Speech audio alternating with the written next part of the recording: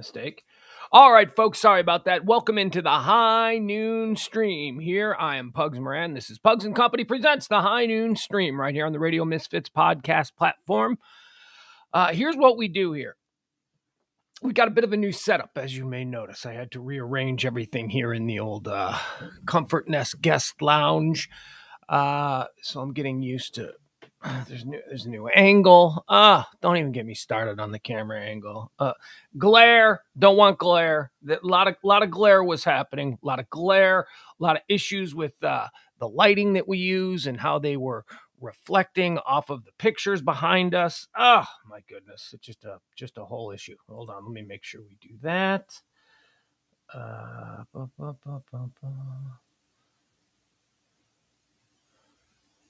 Hold on.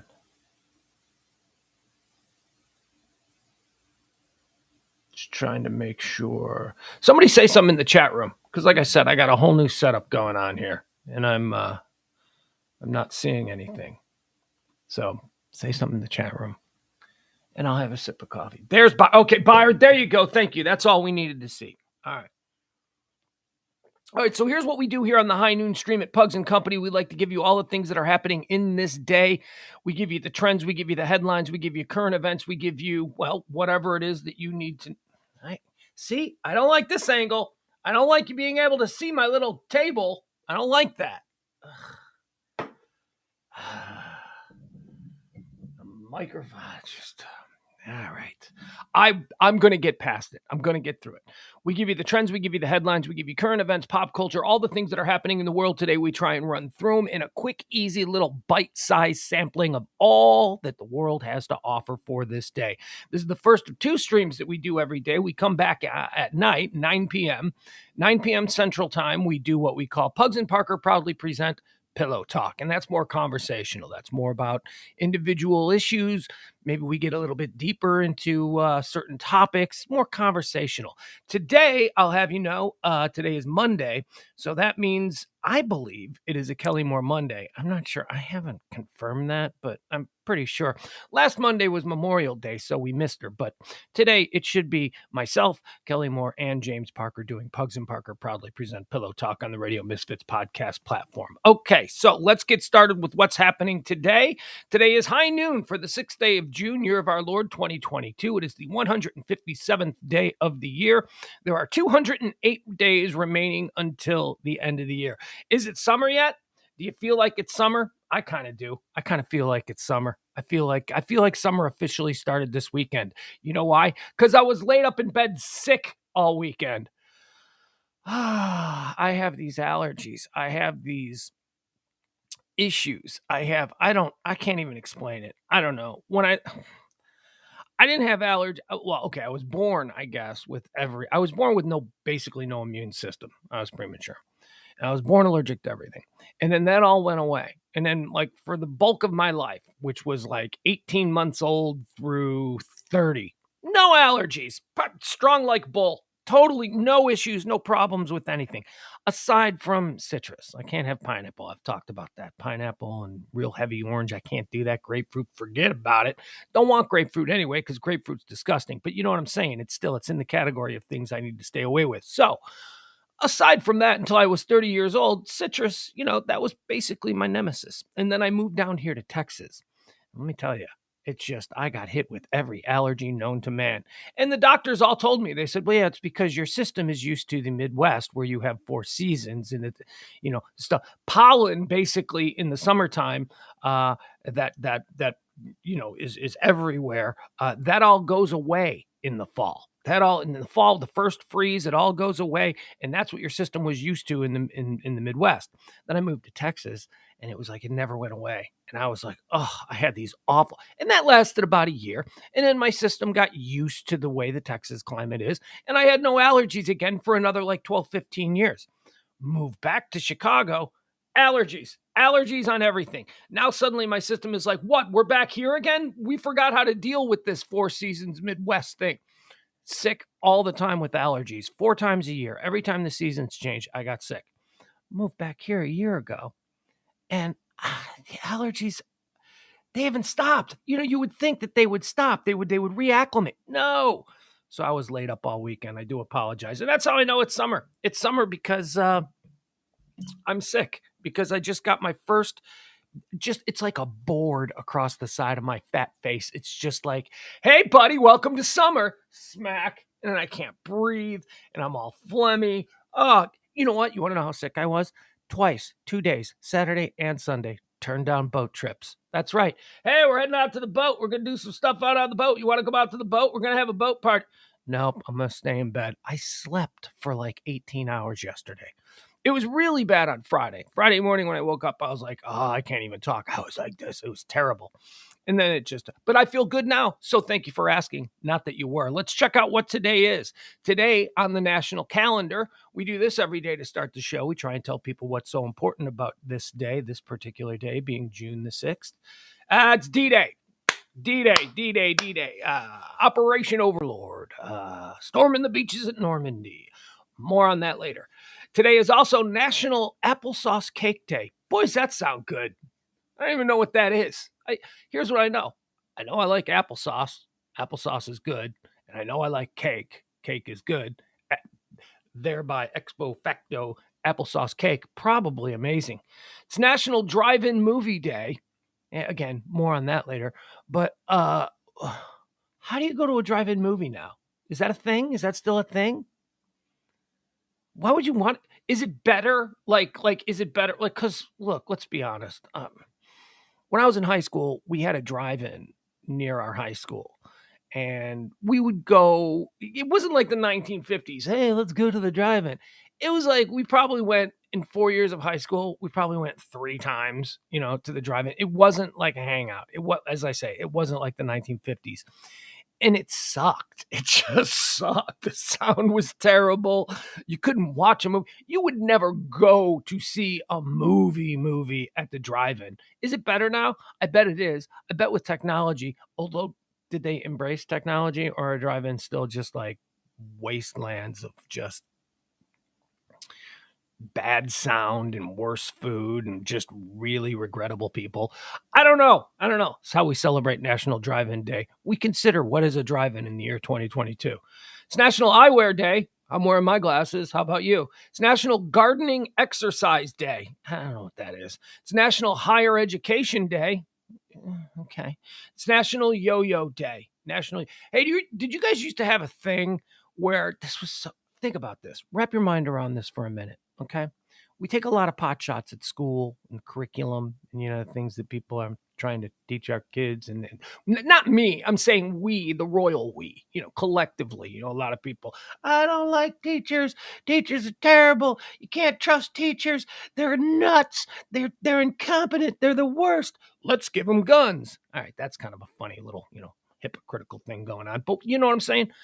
So when I was back in school, we used to have, this is what's crazy. This is what's ridiculous. When I was back in school, they used to shut down school for a couple of hours, like on a Wednesday. And they'd say, everybody come to the gym. And we'd all go to the gym, and the Duncan Yo-Yo Company would show up. And they would just do these yo-yo exhibitions. This is like in the 1980s. We're like yo-yos. We have in television. We have Atari. What do we want? What do we want with yo-yo? What yo-yos? And they would stop school. You had to get out of class, and you'd go and you'd watch some dudes do yo-yo tricks up there on stage, and then they'd set up a booth and they'd sell us yo-yos. Hey kid, you got lunch money? How about a yo-yo? Think about that. Just think about the decision that was made there. Okay. So there was a meeting, and some school administrator, I'm telling you, there was money given under the table. Some school administrator, and I guess this was a national thing because, it wasn't only in my school district. They would go, oh, so you want us to just kind of cancel the education of the youth of America so that we can sell them this antiquated toy that nobody's going to play with so that you can make a little bit of money at all these school assemblies? Yeah, that's what we want you to do. Sold American. That was just a commercial. They pulled us out of school so that we could all buy a toy. And we bought them. We bought them because why not? You're a kid. You got a couple of bucks in your pocket. You're not really thinking about whether you're ever going to use it. You're just thinking, I can buy one, and you buy one. It's crazy. National Yo-Yo Days. So I hate the yo-yo. Also, sounds a little too Chinese for my comfort level. Yo-yo. Don't like that. All right. That's what's happening today. That is today's national calendar. Kevin Barber says they still do the yo-yo thing. I bought 2 years in a row for my son. Why? Why, Kevin? Why are you engaging in that? Why yo-yos still? Yo-yos? Are you kidding me?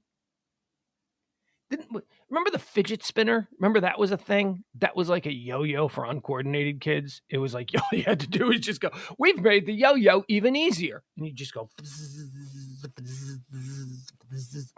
That was a thing. I remember I had like my kid, he had like 15 fidget spinners and they were all over the place. Adam Rain is here. Hey, Adam. Adam says The Simpsons had an episode based around Bart watching that and wanting to be a yo-yo champ. I remember that happening like 87-ish. Yeah, Byron. Yeah. Oh, my mom's checking in. Love the new background. Makes you look thinner. Well, let's hope it's my diet that's making me look thinner. I appreciate that. Okay, so that's enough of the yo-yo stuff. Let's talk about what happened on this day in history. On this day in history, June 6th, why do we remember this day? On this day in 1892, all right, this is one for just a few people. This is one just for the couple of my people who might be listening in Chicago. In 1892, the Chicago L elevated rail system begins operation. It's we don't have a subway, we have an L. Even though the L becomes a subway, we still call it an L. L stands for elevated.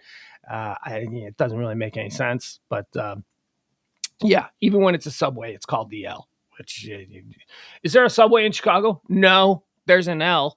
Oh, so you don't have anything that runs underground? No, the L runs underground.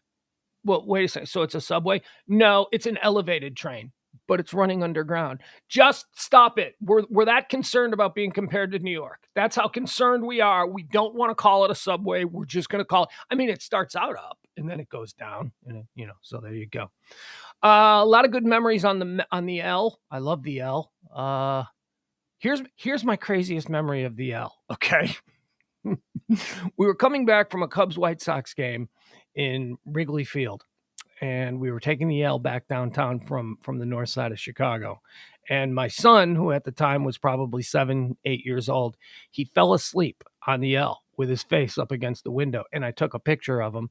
And it was in that moment that I realized, are you ready for this? Are you ready for this mutant X-Men kind of thing? It was in that moment that I realized my son can sleep with his eyes open. He can. He can. And he's done it a number of times. I've caught it a number of times. He sleeps with his eye. I'll show you the picture. I will show, if I can find the picture. I don't know if I can find it. If I can find the picture quickly, I will show you the picture of my son sleeping with his eyes open, because it is freaking disturbing. Nope, not there. Hold on. Do you really want to see the picture of my kid sleeping with his eye open? Why not? Of course you do. Why wouldn't you? It's kind of a cool picture. Hold on. This is why your show will never be successful. Yeah, I know. Okay, so I don't have it. So I don't have it easily accessible. But there is a picture that exists out there of my kid sleeping with his eyes open, and it is the creepiest damn thing. No.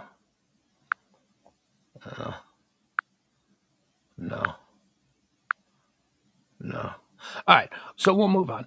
On this day in 1933, as I said, we'll get to this later. On this day in 1933, the first drive-in theater opens in Camden, New Jersey. The first drive-in movie theater in 1933. Oh, is it the thing? It was the height of convenience. It was the height of technology, and they didn't change a damn thing between 1933 and 2022. Maybe they have. I don't know. I haven't been to. Certainly between 1933 and 1990, they didn't change a damn thing about the drive-in, and it was awful. Not born on this day.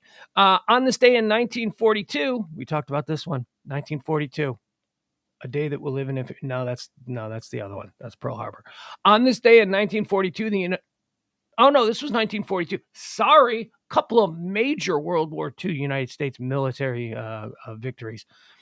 In 1942, the United States Navy Navy's victory over the Imperial Japanese Navy at the Battle of Midway is a major turning point in the Pacific theater.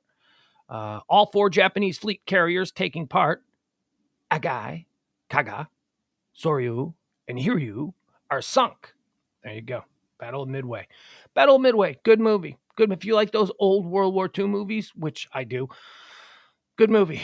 On this day in 1944, 2 years after our glorious victory at the Battle of Midway, 1944, commencement of Operation Overlord. That's right, Operation Overlord.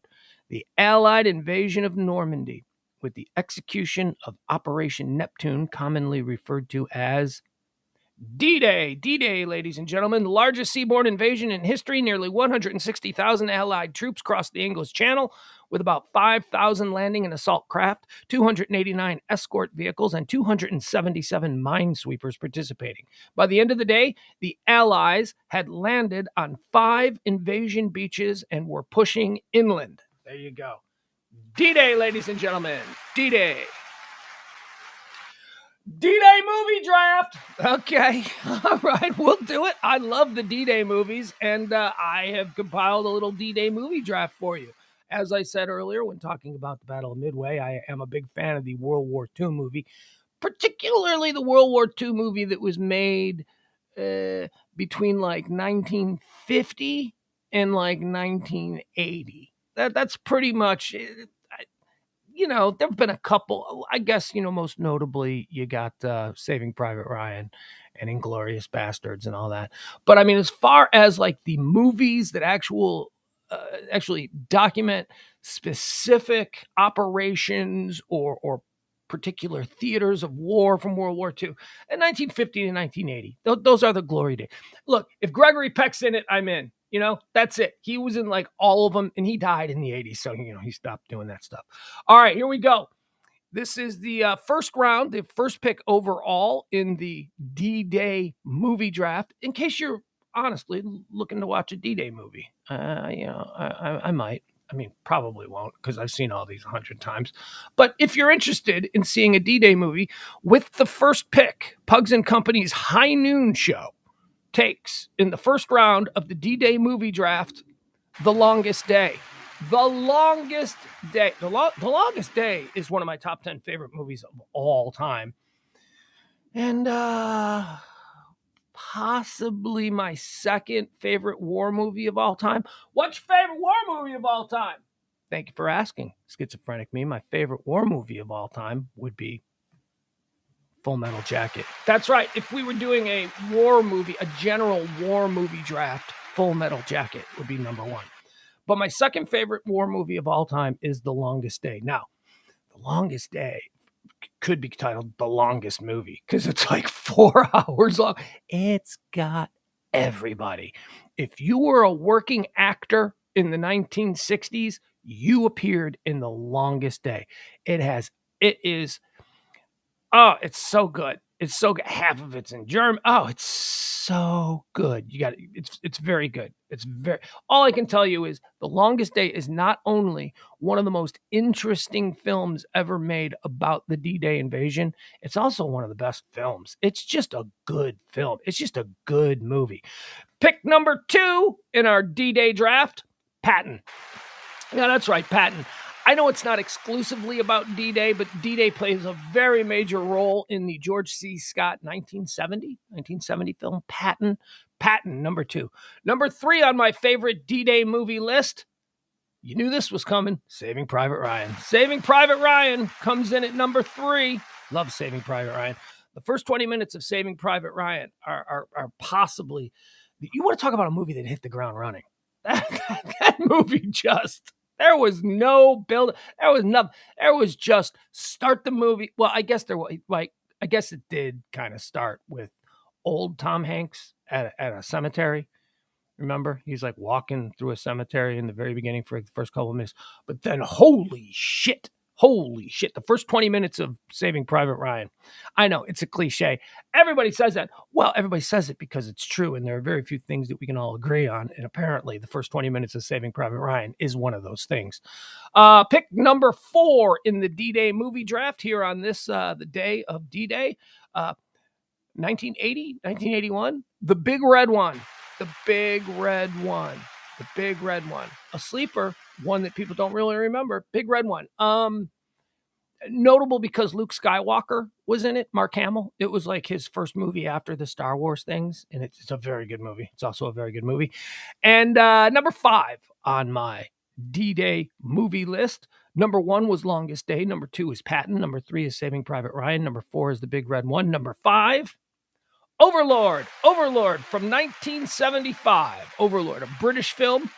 A little bit more from the British strategic point of view, but so good. Overlord is really good. Another sleeper. So there you have it. Those are your D. I'm not inviting anybody to camp. I mean, there's a bunch of other movies, but honestly, there's so many movies about D-Day. It's like, why? Let's just do a 5-round draft, and there we have it. All right, what else happened on this day? On this day in 1968, at the the Hyatt? No. Was the Hyatt or the Hilton? I don't know. On this day in 1968, Robert Kennedy was assassinated by Sirhan Sirhan. Excuse me. It's where he, what was his last words? His last words was something like, and now it's off to Chicago and let's win this thing. And then pop, and that was it. That was it. Robert Kennedy, killed on this day in 1968, assassinated by Sirhan Sirhan. On this day in 1982, the Lebanon War begins. Forces under Israeli Defense Minister Ariel Sharon invade southern Lebanon during Operation Peace for Galilee, eventually reaching as far north as the capital of Beirut. Okay, there you go, 82. In 1985, the grave of Wolfgang Gerhardt is opened in Embu, Brazil. That's right. They found this guy named Wolfgang Gerhardt, and they said, we need to take a look at what's going on here with old Wolfie Gerhardt down here in Brazil. So they exhumed the grave of Wolfgang Gerhardt, and they found out it was actually Joseph Mengele. That's right. Hitler's murderous doctor who did all those awful tests on children and, just one of the great monsters of all time. Joseph Mengele. His grave was discovered, and he was officially listed as dead on this day in 1985. Some birthdays. Here's some birthdays. Here we go. Some birthdays. Born on this day in 1947. Happy birthday, Robert Englund. Freddy Krueger. That's right, Freddy Krueger. He did a whole bunch of stuff before Freddy Krueger, but he's famous for he's Freddy Krueger. Talk about getting Gilligan. I mean, that guy, getting Gilligan means you play a role and then you can't play any other roles because everybody's always like, well, you're Gilligan. You can't be a leading man. That's what happened to Freddy Krueger. That's what happened to Robert. Look at me. I don't even call him Robert Englund. I call him Freddy Krueger. Born on this date in 1947. Speaking of Nightmare on Elm Street and Freddy Krueger, I decided over the weekend that I was going to try and get back on the Stranger Things train. I had watched, I had always said I watched season 1 and then stopped watching. Not because I didn't like the series, just because I never got back around to it. So over the weekend while I was laid up sick, I decided that I would try and watch Stranger Things from the beginning. So I restarted it. And it turns out that I didn't just stop after season 1. I'd seen season 2 too. I watched season 1 and season 2. So I started from season 1 again because I don't remember anything. I mean, I remember certain things like the upside down and all that, but I don't remember like the finer plot points. So you know what I did? I did that thing that Netflix allows you to do when you watch things online, and I watched it online, and it was so great watching it this way. Do you ever watch Netflix on your laptop or on your iPad or whatever the hell it is you watch? Not on a TV, because I don't know if you can do it on TV. You might be able to do it on TV, but I don't know. Maybe I don't know. But I do this on a laptop, and because I was laying in bed, I was on my side, and so it was just easier for me to watch this stuff on my laptop. I watched it on the fast speed. Did you ever play with the speed controls on Netflix where you can watch, like, you can slow it down? You can slow it down so everybody sounds a little drunk when they talk. That's fun. Or you can speed it up. You got 2 options. You've got like at 2 times the speed or 1.5 times, whatever. So I ripped through the first 2 seasons just to get caught up on where I was. I ripped through the first 2 seasons of Stranger Things on the fastest speed there was. So everybody was talking like this. I mean, yeah, you lose some of the acting nuances and some of the more was a slow sort of plotting sort of plot points of the show. But basically it's okay. And you can get through an entire episode of Stranger Things, which is typically about 48 minutes. You can probably get through it in about 30 minutes. So that's how I did. And I just ripped through the first 2 seasons like that. Also, skipping ahead, like certain things, I'm like, okay, so this is just going to be them walking through the woods for like 5 minutes. Okay, I'm gonna skip through this. So I was able to get all caught up. I'm not caught. Now I'm ready to jump into season 3 and season 4, and I'll be watching that on regular speed. But see, it was because I knew that I had already seen season 1 and season 2, so but man, is that a handy feature, the way you can just speed it up, the way you can talk about it, you can watch the thing, and if it's an hour long, you probably watch it in a half hour. It's really cool. I like that. Born on this day in 1954, Harvey Fierstein.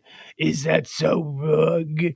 Harvey Fierstein, American actor and playwright, winner of 4 Tony Awards. Harvey Fierstein is one of these guys. He had a moment back in the 80s where he was famous and like nobody outside of those who went to Broadway shows knew who the hell this guy was, but they made him famous. And they do this with a lot of people. Don't get me started on Broadway. You know how I feel about Broadway. Broadway is stupid. Broadway is something for like 20,000 people in America. That's probably it. Like 20,000 people who live in New York and maybe a handful of tourists who go to New York and then can get tickets to a Broadway show. Nobody in Nebraska gives a shit about Broadway. Nobody in Iowa gives a shit about Broadway. Nobody in Mississippi gives a shit about Broadway. Nobody in Seattle gives a shit about, you know what I mean? It's just so stupid and it's so elitist. It's like, oh, we're going to make Harvey Fierstein famous. We're going to bring him into your homes in Utah so that you must know who Harvey Fierstein is. Nobody cares. Harvey Fierstein, happy birthday, 1954. You're basically like a dude in an indie band that a handful of people like. Yet you were made famous for some reason. I don't know. John Lovitz. John Lovitz really made him famous on Saturday Night Live. I just want to be loved. Is that so rug? It was a funny character, but it was a real guy, and he's celebrating a birthday today. Happy birthday, Harvey Fierstein. Born on this day in 1955, Sam Simon, American director, producer, and screenwriter, co-developer of The Simpsons, a true genius, and dead. Cancer got him. Cancer got him in 2015. Sam Simon was brilliant. Sam Simon was a great writer. He was funny. I mean, you still see his name every Simpsons episode. You get Matt Groening. Matt Groening gets like the main credit for everything, Matt Groening. But then it's all Al Jean and Sam Simon. Everything is Al Jean, Sam Simon. Al Jean, Sam Simon. Simpsons. If you like The Simpsons, then you love Sam Simon. Born on this day in 1955, Sandra Bernhard. This is another one. This is another person that we were forced to go, oh, she's famous now. Like, they just made her famous for like some... I never got Sandra Bernhard. If you were around in the 80s and you watched David Letterman put her on like so much. And I was like, oh, God.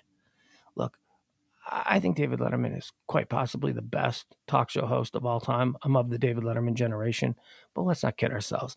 He had some guests that were just like, what? What are you doing here? And Sandra Bernhard was one of them. She would always come out and it would just be like, oh, great, I got to sit through this for 10 minutes before I can get to, I don't know, somebody good that he would have had on. I don't know. Here's what I'll give Sandra Bernhard credit for. She made a Martin Scorsese movie. She made a Martin Scorsese movie, The King of Comedy, starring Jerry Lewis and Robert De Niro. That movie is awesome. That is one of the great Scorsese movies that people do not include in the lists of great Scorsese movies. King of Comedy is awesome. God, I love that movie. The Joker from a couple of years ago. Remember The Joker that won all those awards? Very, very tightly based on the plot line of King of Comedy. They admitted it. They were like, yeah, we were inspired to make this movie by the King of Comedy. Sandra Bernhard was great in the King of Comedy, but she was great kind of just being what I guess Sandra Bernhard, just like a real shitty character, just like a really she was good in it, don't get me wrong, but it was just like, can you do anything else? Oh, and she's so pretentious. She's so, I'm cooler than you. Stop it. I hate her, Sandra Bernhardt. I hope your birthday sucks. Nah, that's not true. I don't want to put that out there. Happy birthday, Sandra Bernhardt. I hope you've gotten better. Born on this day in 1959. Here's a good one. Colin Quinn. Colin Quinn. I like Colin Quinn. I actually hung out with Carl Quinn. Carl Quinn, that's his cousin. No, I got to hang out with Colin Quinn one night in New York when we were running around going to all these different comedy clubs. He hung out with us. He came. He did a special like surprise guest spot at the Comedy Cellar, and we were there with like Jim Norton and who else? Who else were we with? I don't know, Patrice O'Neill, and all these guys. And Colin Quinn just showed up and just sat in our booth. And I'm like, that's Colin Quinn. I know Colin Quinn. Colin Quinn's more famous than any of you guys.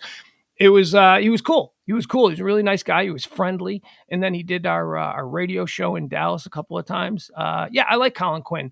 You know where I remember Colin Quinn from? I remember Colin Quinn from, do you remember Remote Control on MTV? It was a game show. It was like MTV's first attempt at a game show. Maybe their only one. I don't know.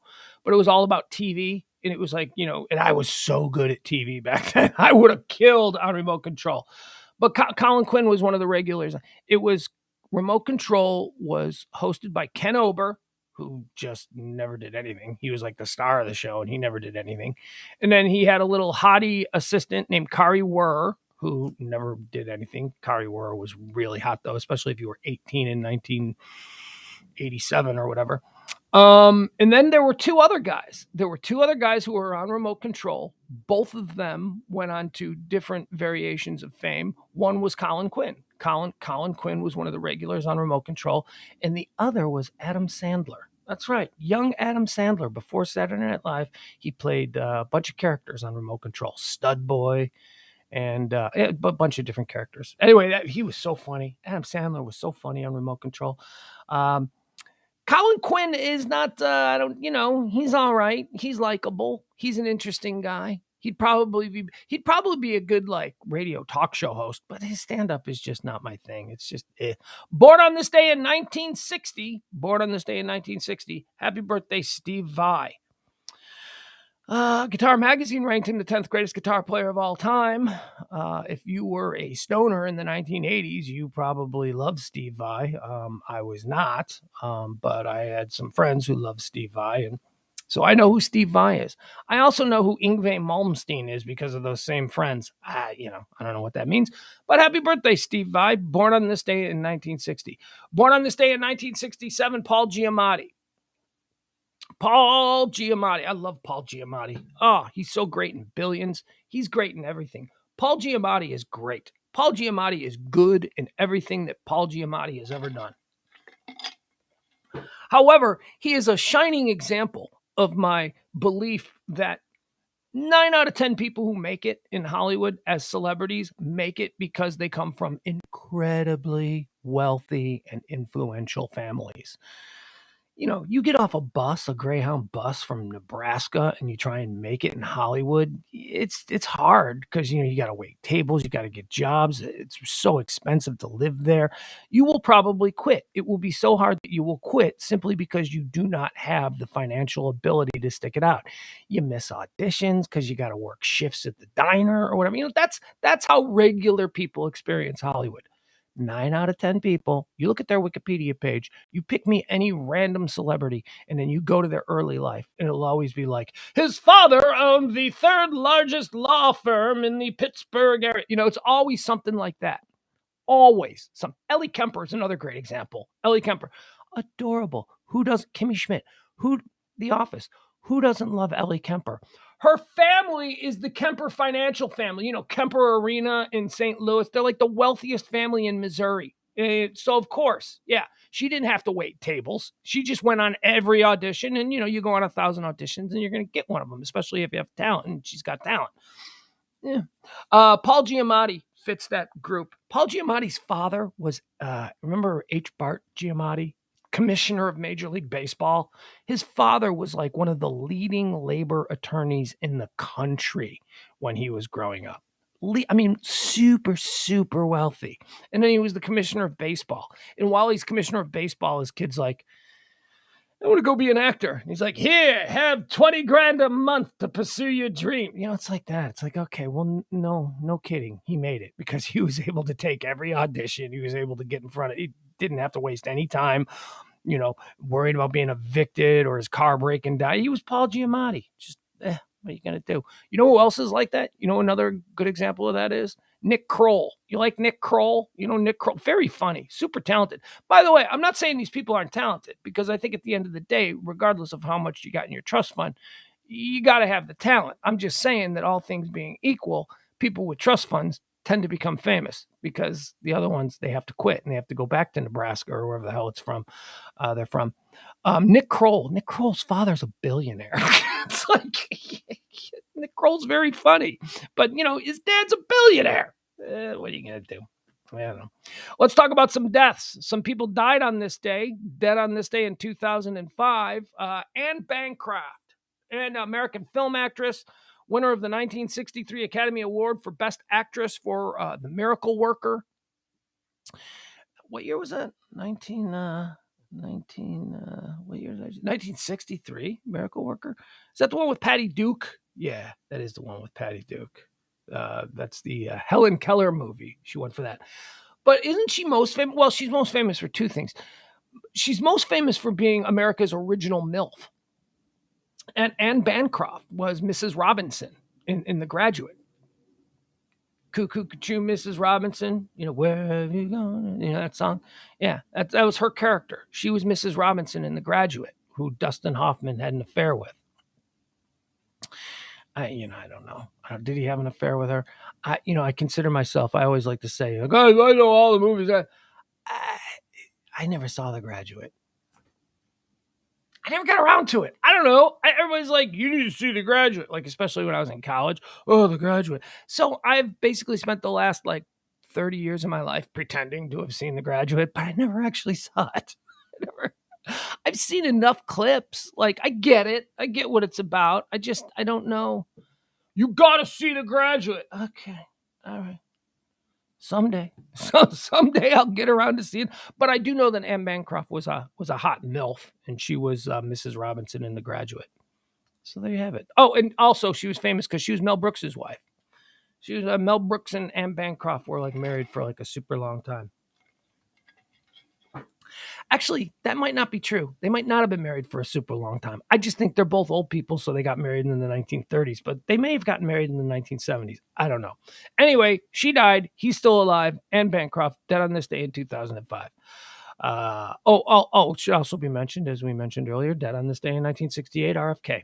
Skipped over that because we already talked about it, but Dead on this day in 2005, Billy Preston, American singer, songwriter, pianist, and actor. Commonly referred to as the fifth Beatle. When the Beatles needed a keyboard player, an electric keyboard player, it was always Billy Preston. Get Back, of course. Billy Preston is featured on. If you watch the Apple thing, the Apple documentary about the Beatles, is that Apple? No, it's not Apple. I always think it's Apple. I always think that the Beatles documentary from a couple months ago is on Apple because the Beatles had a record company called Apple Records, but it's actually on Disney Plus. Billy Preston featured prominently in that Let It Be. I think that's what it was called. I don't know what it was called. It was so long. It was good though if you're a Beatles fan. Billy Preston, the fifth Beatle. Nothing from nothing is nothing. Billy Preston had a couple of his own hits, but again, most famous for being the guy who played keyboard. The Black Beatle. The guy that, whenever you see the Beatles and there's a black guy there, that's who Billy Preston is. All right, let's get into all of the things that are trending today. Let's figure out what's happening in the world today. Trending, we start out with the hard news first. Jeff Glenn says, why was it Billy Preston? Because that's the way God planned it. I don't know what that means. JBM says, Anne Bancroft and Mel Brooks were married for 40 years. Okay, very good. Byron Granger says, nothing wrong with Mandela affecting yourself into believing shit. Yeah, I'm a big proponent of the Mandela effect and using that to get through life. You Google it if you don't know what the Mandela effect is. Anne Bancroft was also known as Mrs. Mel Brooks. Yeah, well, I said that. I said that, JBM. I got to it. You were there. Uh, uh, uh, uh. So I see Jeff Glenn is an Ingwe Malmsteen fan. Adam Reyna hit me with Nick Kroll's dad as a billionaire before I could get it out.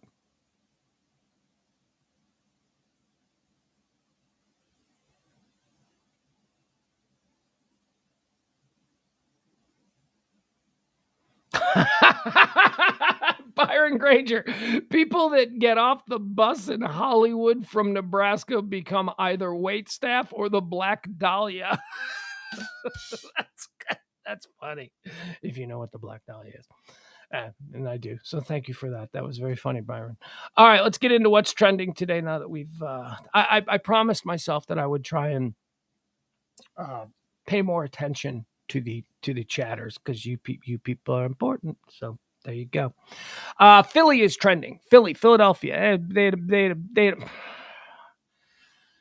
Philly had a shooting over the weekend. 3 people were killed. 11 people were hurt. The gunman is still out there at large. And you know me, I have this compartmentalized thing. This is not. Let's not. I hate the media. I hate the media. 3 people were. Oh, it's another mass shooting on a street. No. This is not the same thing. There are 2 kinds of things that we need to be concerned about. The first kind of thing is when just a lunatic walks into a shopping mall and just starts killing people randomly because, his dog told him to. Crazy people getting access to weapons and then just killing your mom, your grandma, your son, whatever, at the mall on a Saturday afternoon or walking into a school. That is one thing, and that is what I am super freaked out about. That particular compartment of terror that is stalking us here in the United States each and every day. And then there's crime. Then there's just gang banging criminals who are just killing other gang banging criminals, and sadly, innocent people get caught because, that's just how it is now. They start opening fire on a street because, that guy's in the wrong neighborhood. That's what happened in Philly. Okay, this was not. Don't try and link this to what happened last week in Oklahoma, right, in Tulsa at the hospital, where it was just a guy who went, "I'm going to kill people because I had back surgery and it didn't go well." Or Uvalde from 2 weeks ago. Now, those are different things. What happened in Philly, the news media ran with it like another mass shooting. Okay, yes, technically they are mass shootings, but they're not the same thing. And you're just trying to piggyback off of our freaked outedness over what has happened in the last couple of weeks in both Tulsa and in Uvalde, Texas. This is not the same thing. 3 people were killed in Philadelphia. I think like 6 people were killed in Chicago. I looked it up. Another 7 people died in Los Angeles from gunshot wounds over the weekend. But they're hammering this Philly one. Why? Well, because there's video.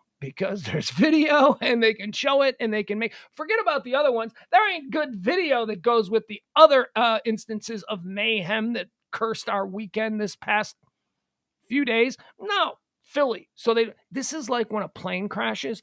If a plane crashes, like let's say God forbid, like a big passenger plane, like it goes down over whatever, Death Valley. Plane crashes in America, airline X, 200 people on board. That's a huge story for like 24, 48. And then in the 72, and once you get about the 72nd hour, that story starts to lose its impact because we've all been hearing it. And they've been acting like it's the most important thing in the world for 48 hours. And maybe it was.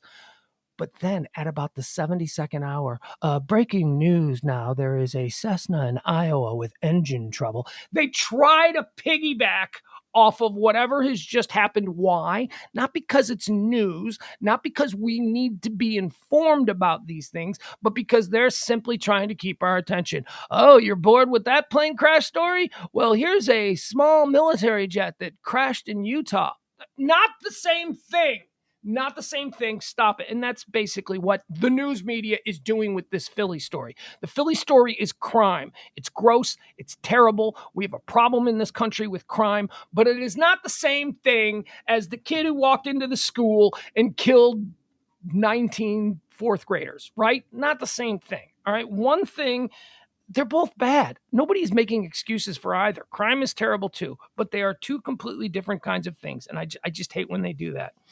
$120 a barrel. That's what oil is. Crude is. Now, Saudi Arabia last week, they promised that they were going to kick up their production. They're like, yeah, we'll give you more oil. We're going to charge you more for it, though. So, you can't win. You just can't win. It's, the more oil was supposed to bring the price down lower. Well, we got to work longer hours now to produce more oil. See, you know what they did during the pandemic? This is all right. So I read this like crazy New York Times piece over the weekend. Oh, you're reading the New York Times? You had to say that? Well, hey, I pay $1 a month for it, so why not? And basically it talked about how we got here in all of the different things that are contributing to the fact that we have, insane gas prices. And it almost exclusively, the war and all of that, but that's affecting Europe more so than it's affecting us. Here's what happened during the pandemic when people stopped driving to work and people stopped flying in airplanes and basically travel and all that kind of stuff stopped. We weren't using as much gas. So the oil producing nations, OPEC, those countries, they stopped refining oil for like 2 years. They just went, well, we're not going to make it. They're not using it. I mean, sure, we could have it all stockpiled, but then how would we charge more for gas when we come out of this pandemic? And that was the plan from the beginning. The plan from the beginning was during the pandemic, let's stop making oil. And then once everybody needs oil, supply and demand. We're not going to have it. So we're going to be able to charge whatever the hell we want for it, and prices will skyrocket. And that's exactly why we're seeing, specifically here in the United States, why oil prices and prices at the pump are so ridiculous. It's because the oil companies did this on purpose. They were like, okay, pandemic, stop refining oil. But we're going to need this oil. Why not just keep refining it? And then, we can have a stabilized price structure when we do come out of the pandemic and people do start hitting the roads again and flying and traveling and all that. But how are we going to make crazy amounts of money doing that? And that's why. That is why we are being bilked at the pump by foreign oil interests.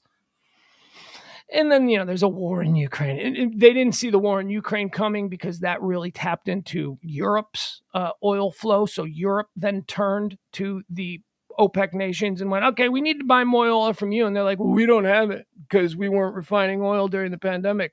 So now we can charge more. And now it's just completely out of hand. There's a gas station.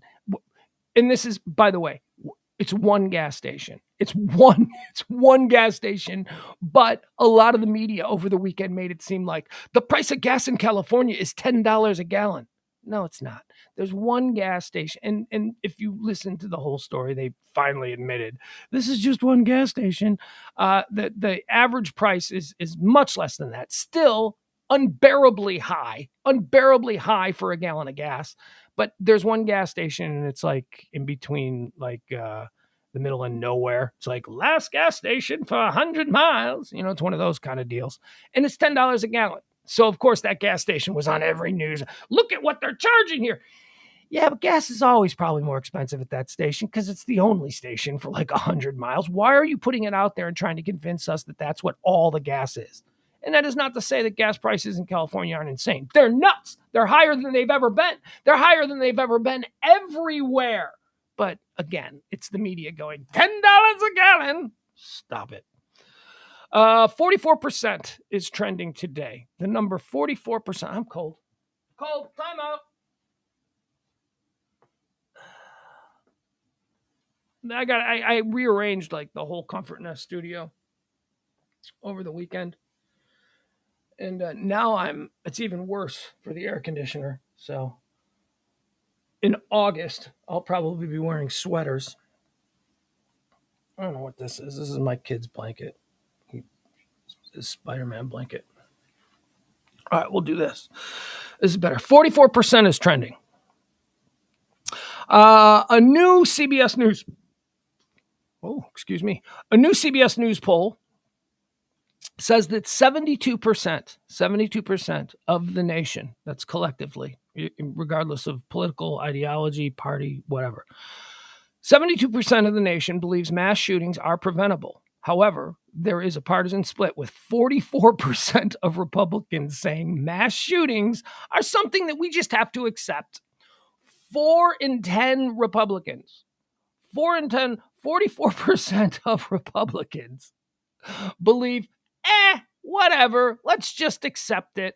That is unacceptable. That is completely unacceptable. And I know that none, and I've talked to a number of my Republican friends over the last couple of weeks, none of them believe that. None of them think that, it's just going to happen. You know who do? The broken people. There are people who simply do not give a shit about anything that does not directly affect them. And I say it, and I know this sounds callous, but their kids aren't dead. Okay? The 44% that say, it's just something that's going to happen, because their kids aren't dead. The minute their kid dies, suddenly they're no longer in the 44%. They're like, no, we need to do something about this. 44%. 4 in 10 Republicans think that there is nothing can be done. Nothing.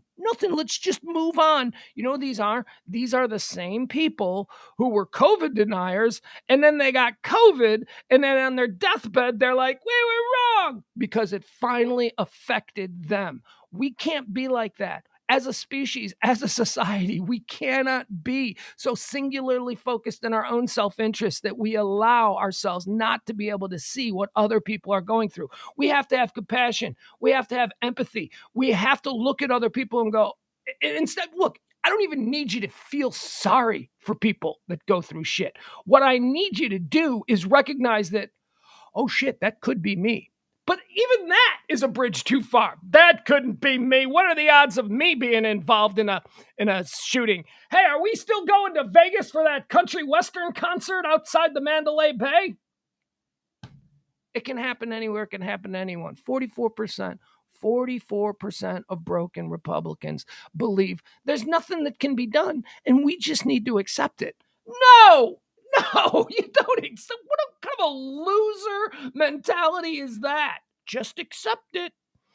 January 6th hearing. Have you heard about this? This is gonna pop off, as the kids say, on Thursday. In prime time, they've brought in a network news entertainment producer to produce the event. And, James Goldston is the guy's name. I'll be watching. It's going to be fascinating. The House's January 6th committee has turned to a renowned former network news executive to hone a mountain of explosive material into captivating multimedia presentations for a primetime hearing Thursday. James Goldston, former president of ABC News and a master documentary storyteller who ran Good Morning America and Nightline, has joined the committee as an unannounced advisor. Goldston is busily producing Thursday's 8 p.m. Eastern, so it's in prime time. It's going to be in 7 o'clock Thursday hearings, live, well, partially live anyway, from Congress. He plans to make it raw enough so that skeptical journalists will find the material fresh and chew over the disclosures in future coverage. And he wants it to draw the eyeballs of Americans who haven't followed the ins and the outs of the Capitol riot probe. Well, we haven't been able to, because the first, 9 months of it, or however long this has been going on, it's been going on mostly behind closed doors. It's the investigative portion of the hearings. They were holding closed doors. They were getting all of their facts, or whatever, depending on which side you're on, bullshit, whatever. They were getting all their facts, and now they're ready to present it to the public on television. A couple of the networks are going live with it. CBS, so there's not going to be any CBS or ABC television on Thursday night. So I don't know what's on Grey's Anatomy. I have no idea. I don't watch network TV. But on Thursday night, ABC is going to be running live with it, and so will CBS. NBC has not yet announced their plans, but NBC is also expected to run live. All right, so there you go. Oh, and by the way, it's not just Thursday. Thursday is just the kickoff. The rest of the live hearings will then the following week take place, normal times, like afternoons and all that kind of stuff. So for those of us who are going through Amber Heard Johnny Depp withdrawal and can't seem to find enough compelling coverage of the Cosby trial. We've got this one. Here we go. The January 6th. And I'm not looking at the chat room. I'm not looking at the chat room right now because it scares the shit out of me what some of your takes on this whole thing is going to be. It just scares the shit out of me. No confidence. Boris Johnson is trending. Boris Johnson, the Prime Minister of England. Has this no confidence vote gone off yet? Let's see here. They're looking at throwing him out. The Prime Minister of England, Boris Johnson, the guy with the funny hair. Okay, let's see here. Let me just see if this is Boris Johnson. He's the first Boris that comes up.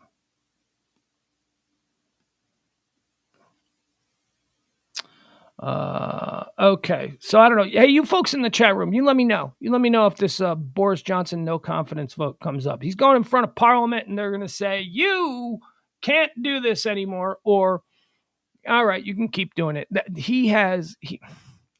First of all, he's such a big goober. He's just like,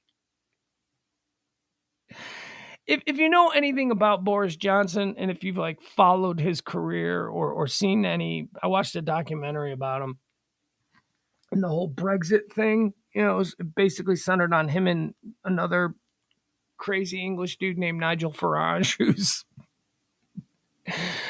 look, they got him too. We got him over here. They got him over there. And Boris Johnson is the prime minister. Now, what all this stems from is he was big. Boris Johnson was big into the COVID lockdown stuff. He was very, we need to lock it down, all that kind of stuff. And then he had a big party. He threw a big party with no masks and all that kind of stuff at 10 Downing Street, which is, I guess, like the White House. I think that's their version.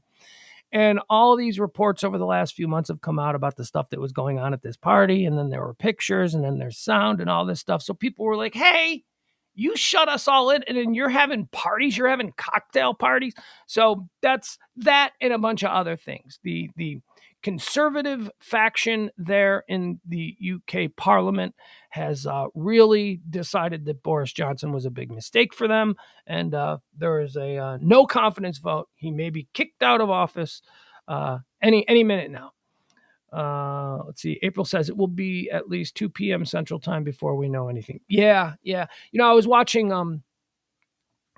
I at night, I tell you, I like to watch my British news, right? So I got Sky News and I got GB. GB is Great Britain News, and I gotta tell you, I like the GB. I like the GB. Seems way more local London. It seems way more like you're watching a local newscast in London, whereas Sky News seems like it's just a CNN version of what's happening in England, which is a little bit more.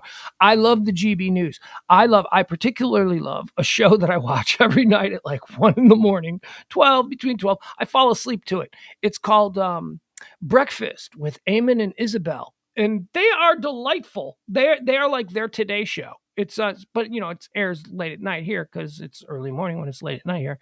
And Eamon is this old British dude. He's he's in his 70s and he's very distinguished looking, and he seems like Eamon. He's been doing news in England for like probably 100 years. And then Isabel is his hot little girl. Well, she's not little. She's probably in her 40s. She's a woman, but she's like younger and hipper, and they have a chemistry and they go back and forth. So I was watching this last night. I was watching all about the it actually broke last night at like midnight that they were going to have this no confidence vote today in Boris Johnson.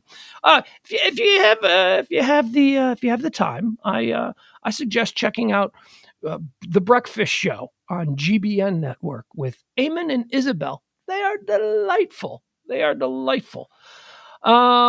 Okay, here's one. Did you see this? This was trending. Uvalde mom, she's still trending. We'll watch her. She is a supreme badass and a hero of America right now.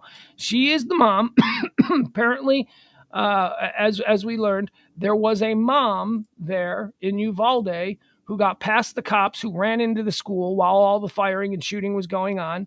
And here, she gave an interview, and she is awesome.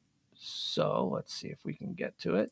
Let's watch her story because, as I said, she is awesome and she should be an inspiration for all of us. I can't imagine any of us with kids not just applauding her. Just here she is. Let's watch her story. This is the Uvalde mom. I'm going in there. Arrest you because you're being very uncooperative. I said, well, you're going to have to arrest me because I'm going in there, and I'm telling you right now, I don't see none of y'all in there. Y'all are standing with snipers and y'all are far away. If y'all don't go in there, I'm going in there. He immediately put me in cuffs. She says after Uvalde police officers told marshals to uncuff Gomez, she ran towards the school. As soon as they uncuffed me, I jumped that first gate fence. And once I jumped it, I went to my son's class. And I knocked on the door, and I remember the teacher saying, I'm like, hey, they're already bolt cutting the fence to get me. She's like, you think we have time to get out? I said, y'all have time. I'm going to run for my other son. Once she was assured her son was okay, Gomez ran to get her other child, encountering more officers who tried to stop her. So I start yelling, and I'm being a cooperative, and I'm like, well, y'all aren't doing what are y'all doing? Y'all ain't doing y'all need to be in here. Give me your vest. Somebody give me a vest, something. I started paying attention to how far the shots were being, so that I knew the shooter was all the way still by my first son's class. So when I went to my second son's door, the teacher didn't want to open the door for me. So that's when they started escorting me out. And as I see that they're opening my son's door, I go run for my son and I get him. With both of her kids out safe, Gomez still can't shake the thought of... Look at her right there. Look at her right there running with her kids. Cops standing around doing nothing. Gunfire going on. Dude executing fourth graders. those who didn't make it. While you were inside the school, did you see officers There was inside not one the school? officer inside the school when I ran to my second son's class. There was not one officer. And you were hearing gunshots, so you knew You that could hear the it gunshots. was an active shooter. It was still active. The gunshots were still active. They were not in there. There was no one in there. If anything, when I pulled up, my car was closer to the school than where the snipers and everybody that was laying on the ground were. When you heard that it took law enforcement 75 minutes before they went in and stopped the shooter, what was your thinking, having been inside the school yourself? I don't know. I was just thinking that they could have saved many more lives. They could have gone into that classroom and maybe 2 or 3 would have been gone, but they could have saved the whole class. They could have done something. Gone through the window, sniped them through the window. I mean, something, but nothing was being done. If anything, they were being more aggressive on us parents that were willing to go in there. And like I told one of the officers, I don't need you to protect me. Get away from me. I don't need your protection. If anything, I need you to go in there with me to go protect my kids. And if anything, they were being more aggressive on us. They were more pertained on keeping us back than getting into that school. You know, this is... All right. How about her, huh? How about her? I'll tell you, I keep going back to it. It'll never happen again. Well, God forbid a school shooting happens again, but it'll never happen again where police will be able to hold parents back. It won't. I can't imagine how that could happen. I understand how it happened this time because, we didn't have this precedent. So again, the collective royal we, the parents were dumbfounded by what appeared to be inaction by the police in a rescue attempt or to take out the gunman. But there was probably still a degree of, well, okay, they know what they're doing. They know what they're doing. You're very concerned. Your kid's in the school. That'll never happen again. There is no faith in the police. The police will have to shoot and kill parents as they're running into the schools because parents will not be kept out. Somebody, maybe it was April, maybe it was Amy, I'm not sure, but somebody said on one of my Twitter rants about this situation, they said, yeah, I go, there will be, should this, God forbid, it ever happen again, there will be an armada of parents in vehicles crashing into the school, running over cops who are standing around outside, whatever it takes. They will get in the school and they will get to their children because it's obvious that you cannot rely on the police, certainly not in this situation, to do it. Now, I would hope that this would never happen again and that there will never again be first of all, I would hope there'd never again be a situation like this, but come on, let's not kid ourselves. I mean, where the cops will be like, all right, let's stand out here and let's let's survey the situation and let's see what's happening and let's try and figure this out. No standing outside. Every friggin' cop in the county needs to be running through the doors of that school. Well, but they could injure innocent people. Well, you know what? The gunman is trying to injure innocent people. So let's stop with that bullshit and let's just kick the door down in the classroom and put a bullet in this guy's head. End it. Get in there and end it. No more. It's been a couple weeks. Been a couple weeks. We don't need to do it. That woman is amazing. April says it was me. I'm driving my vehicle into the building. Yeah, exactly. Exactly. There will never there, and especially should this happen in a state like Texas, where every dad's got a piece in his car. You know, every day there is no way you are going to stop parents ever again from doing what we have now seen the police are unwilling to do, which is go in there, risk our lives, and save our children. Do you know there's a story? Here's this. There was a story last week. I think I read it on Friday about one particular Uvalde police officer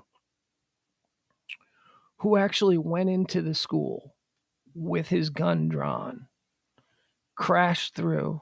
He ignored the orders from his superiors and he ran into the school with his gun to save his daughter. He grabbed his daughter and he pulled his daughter out. That's it. None of her friends didn't make his move towards the actual classroom to kill the person who was doing that. No, he just went in. A cop went in to save his own daughter, which, you know, it's a very complicated sort of situation to put in your head here because you totally understand it, but you also say, but wait, the cop went in and he only got his own, he brought his, oh God, oh geez. I don't know. Anyway, that'll never happen again. It cannot and will not ever happen again. Dallas Morning News and GOP donors are trending today. Why is that trending? Because yesterday there was a big article, a big piece in the Dallas Morning News here in town, which I didn't read because I had to cancel my subscription because they were charging me like $19 a month. I get the New York Times for $1 a month. Dallas Morning News is going to charge me $19. I don't think I can dive, so I canceled it. So I didn't. I read the cut and paste. So basically, Texas GOP donors, you know, the big money, the millionaires. One of my neighbors right down the street, H.R. Hunt, who owns a Hunt Oil Company. I run by his house every day. He was one of the signers to this. Texas GOP donors buck party to urge new gun limits after Uvalde shooting. So these are the people who provide the money to all of the Texas Republican politicians and candidates and all of that kind of stuff. A cadre of Texas Republican donors broke with party orthodoxy to declare their support for gun control measures in the aftermath of the school shooting in Uvalde that killed 19 children and 2 teachers. Well, here's what I would say. Does your collection of GOP donors give more money than the NRA? Because that's honestly the only way you're going to change. You can't. The U.S. needs to expand background checks for firearm purchases and strengthen so-called red flag laws so that they can be used to take guns away from unstable individuals, the group wrote in an open letter published Sunday in the Dallas Morning News. The more than 250 signees identified themselves as conservatives and gun enthusiasts who believe in the Second Amendment. The full-page advertisement was paid for by Todd Macklin, a former head of commercial banking at J.P. Morgan Chase, who now runs a finance firm in Dallas. He told the Texas Tribune that the recent shooting compelled him to show his support for reasonable things that can be done. Thank you, Todd Macklin. I am certain that you are an evil man, but in this particular situation, thank you. Reasonable. Don't be unreasonable. Be reasonable. Republicans have mostly resisted calls for stricter gun controls in the aftermath of last month's massacre in the town of Uvalde, in which an 18-year-old armed with a powerful rifle slaughtered school children before being shot dead by law enforcement.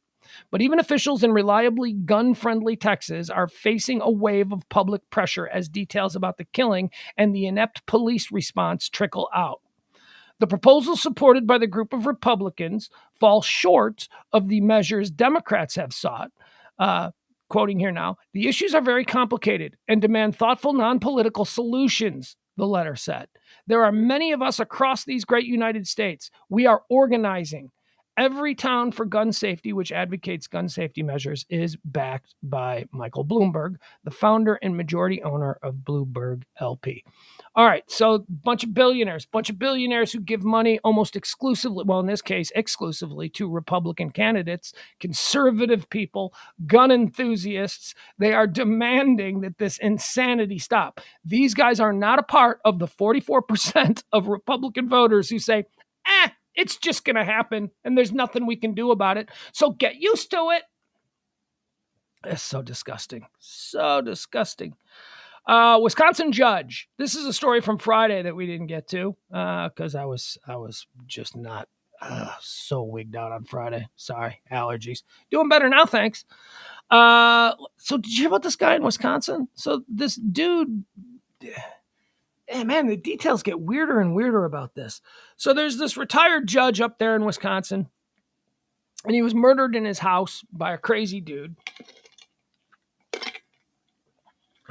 The dude broke into the judge's house, tied him to a chair, duct taped him, and then murdered him. And then he killed himself. But he had like a hit list in his pocket. He had a pocket little note thing of with the names of Governor Gretchen Whitmer of Michigan, who he also wanted to kill. Mitch McConnell. So this guy's just all over the political board. Mitch McConnell, a couple of other judges. But, he ended up killing himself before he could do it. A gunman suspected of fatally shooting a retired county judge at a Wisconsin home had a list that included Michigan Governor Gretchen Whitmer, Senate Majority Leader Mitch McConnell, and Wisconsin Governor Tony Evers. Whitmer's office and a law enforcement source confirmed Saturday. Douglas K. Uday, 56, who has not been charged, is suspected of killing retired Juneau County Judge John Romer at Romer's house in New Lisbon on Friday. The gunman was found in the basement of the home with a self-inflicted gunshot wound following attempts by police to negotiate with him. He is hospitalized in critical condition. Wisconsin Attorney General Josh Call on Friday said the shooting appeared to be a targeted act and that the gunman had selected people who were part of the judicial system. Now, Romer was found, this is the dead judge. Romer was found zip-tied to a chair in his home and had been fatally shot. The official could not discuss details of the investigation publicly and spoke to the AP on condition of anonymity. Uday, this is the shooter, had an extensive criminal and prison record dating back at least 2 decades, including a case when he was sentenced by Romer to 6 years in prison on weapons charges. He was released from his last prison stint in April of 2020. Well, we did it, folks. We finally became Central America. That's right. We thought it was only Central America where they killed judges. Well, we're doing it now here too. Congratulations, America. You made it. You are now at the level of El Salvador. Broncos. Denver Broncos are trending today. The Denver Broncos are trending because it looks like they finally found a buyer. $4.5 billion. The Broncos are apparently going to be sold for. It's not going, remember, wasn't it Kanye and Antonio Brown? Yo, we're serious. We're going to buy the Broncos. No, you're not. Nobody's going to let you buy the Broncos. Antonio Brown, you can't even play in the league. You think the owners are going to let you be part of a ownership group that's going to own a team? You're an idiot. Oh, God, these people are so dumb. Yeah. So Walmart is buying it. Basically, the Walton family. Rob Walton, an heir to the Walmart fortune, will win the bidding for the Denver Broncos at about $4.5 billion. Several sports bankers have told Forbes. The winning bid is expected to be announced as early as this month. So there you have it. A lot of wondering about what was going to happen with the Broncos. A lot of people stepping up going, I want to own the Broncos. Well, guess what? Went to a guy you would expect would own the Broncos, one of the Waltons from Walmart. Rob Walton will be the new owner of the Denver Broncos. $4.5 billion. Speaking of rich guys, Elon Musk and Twitter is trending again because it is looking like, as I predicted, it's looking like the Twitter deal is falling apart. Elon ain't going to buy Twitter. A lot of things happen with this deal. His stock tanked. He couldn't come up with the richest man in the world, but not very liquid apparently. Couldn't come up with his 26 billion. It was 44 billion total, but Elon Musk said that he could scrape together 26 billion in cash, and then a bank would come in and basically finance the rest of it. But then Tesla stock, because he started getting crazy on Twitter, Tesla stock tanked, and suddenly his worth, like, he's still the wealthiest man in the world, but suddenly his ability to scrape together the liquid amount wasn't there. And then he started saying things like, well, I'm making demands of the Twitter board before this deal can go through. He's basically looking for a way out. He doesn't want to buy Twitter. He's figuring he's had enough people go, dude, your car company's in trouble right now. You are essentially a pariah. People are... You're playing to the wrong crowd at this point, Elon. And so he's looking for excuses. He's looking for ways to get out.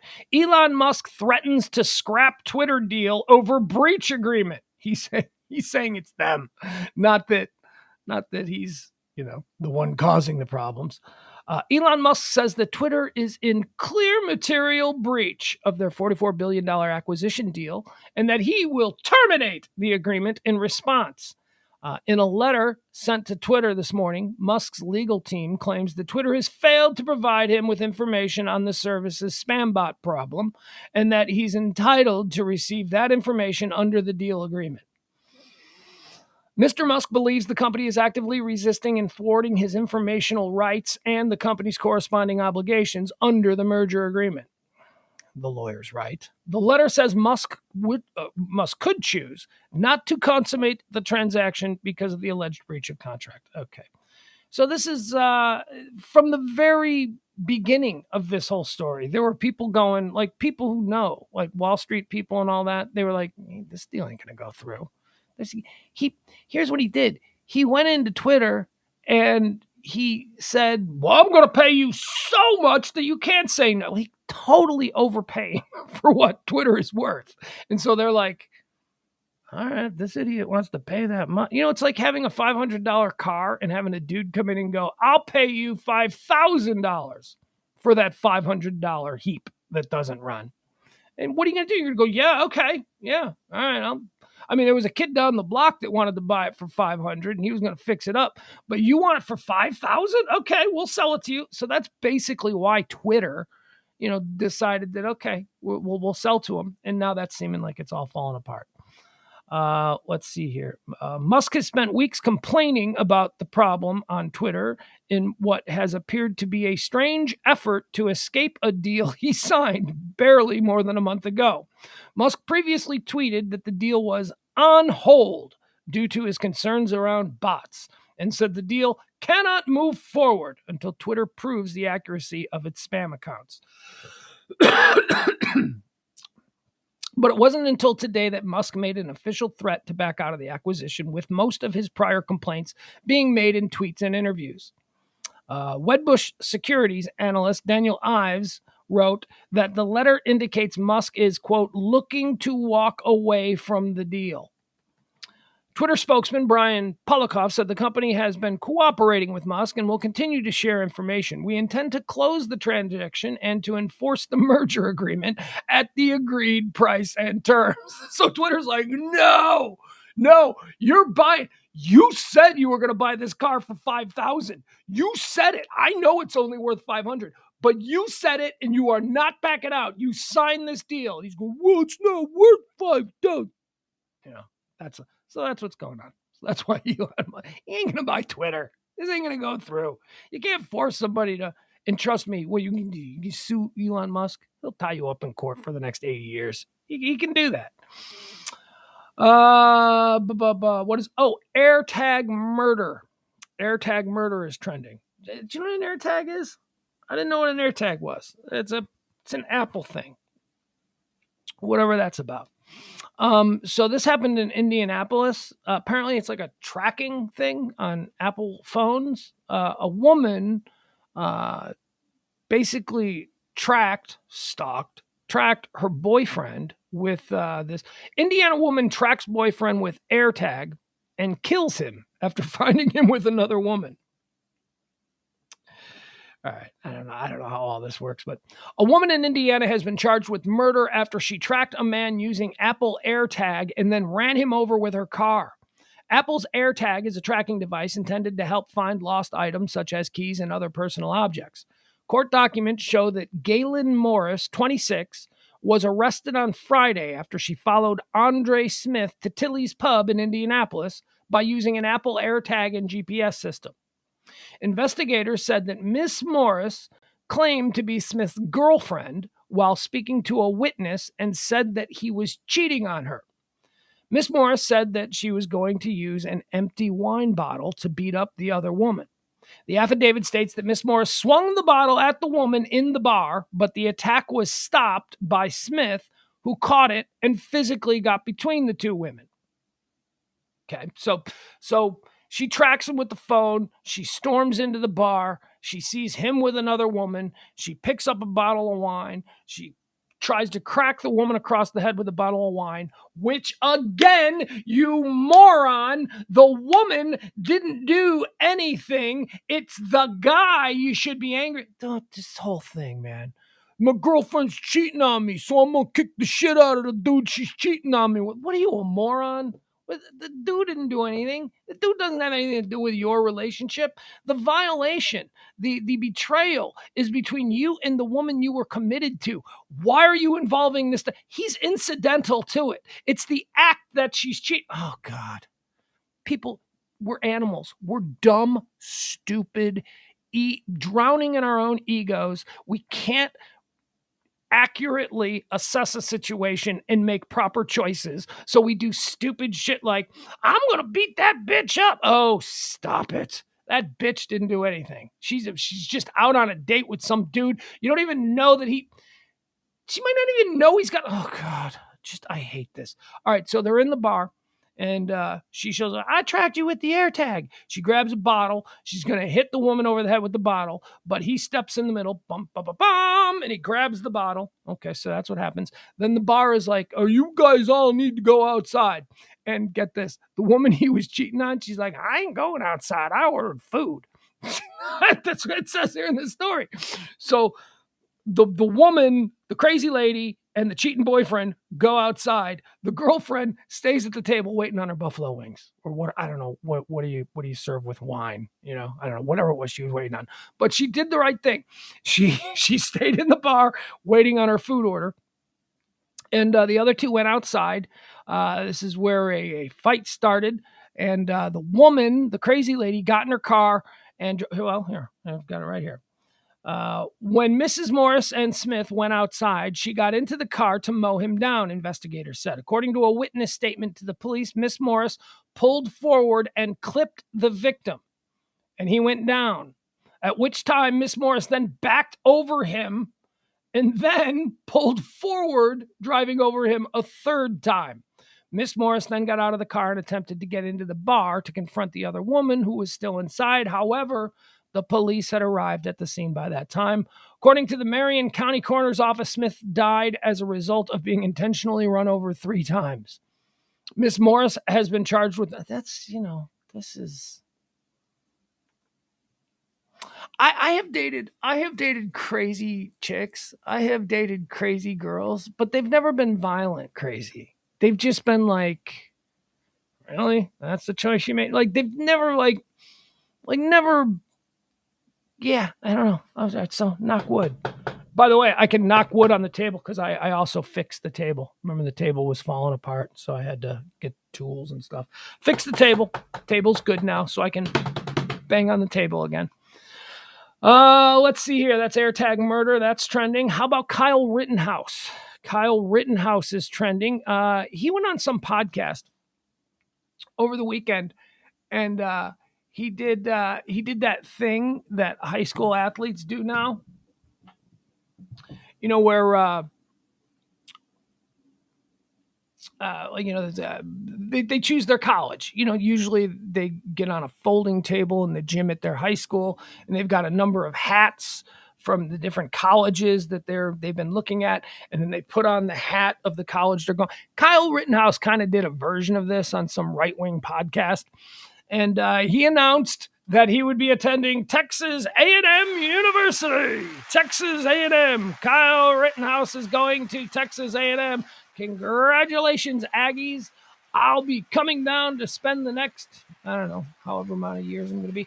I'm going to be coming down to spend some time down in College Station. So it was a big deal. And it was trending for the better part of the weekend. Kyle Rittenhouse chooses Texas A&M.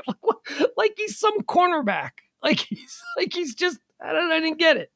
But then Texas A&M got involved. And Texas A&M, no, he's not. No, Texas A&M, no, he's not. He is not. He went on this podcast. He announced that he's coming here. He's not coming here. He's not enrolled. He hasn't been accepted. We don't know anything about this. While Kyle Rittenhouse claimed he will attend Texas A&M University, the school said that will not happen. The Illinois teenager, who was acquitted of murder after fatally shooting 2 men and wounding another in Kenosha, Wisconsin in 2020, announced that he will attend Texas A&M on Friday on a right-wing radio show. He has not been admitted, this is from Texas A&M, he has not been admitted as a student this fall, a university spokesman told the Houston Chronicle on Sunday. The notion of Rittenhouse attending Texas A&M arose in May after the teenager posted photos of himself wearing Texas A&M merchandise. I'm thinking about staying, he wrote, alongside a picture of him sitting on top of a giant chair featuring the university's logo. Rittenhouse later confirmed his intention to attend during a Friday appearance on a podcast. I'm going to be there. It's going to be awesome, the teenager said while wearing multiple pieces of merchandise promoting the university. Texas A&M's admission deadline for the fall semester passed. It was in March of 2022, according to the university's website.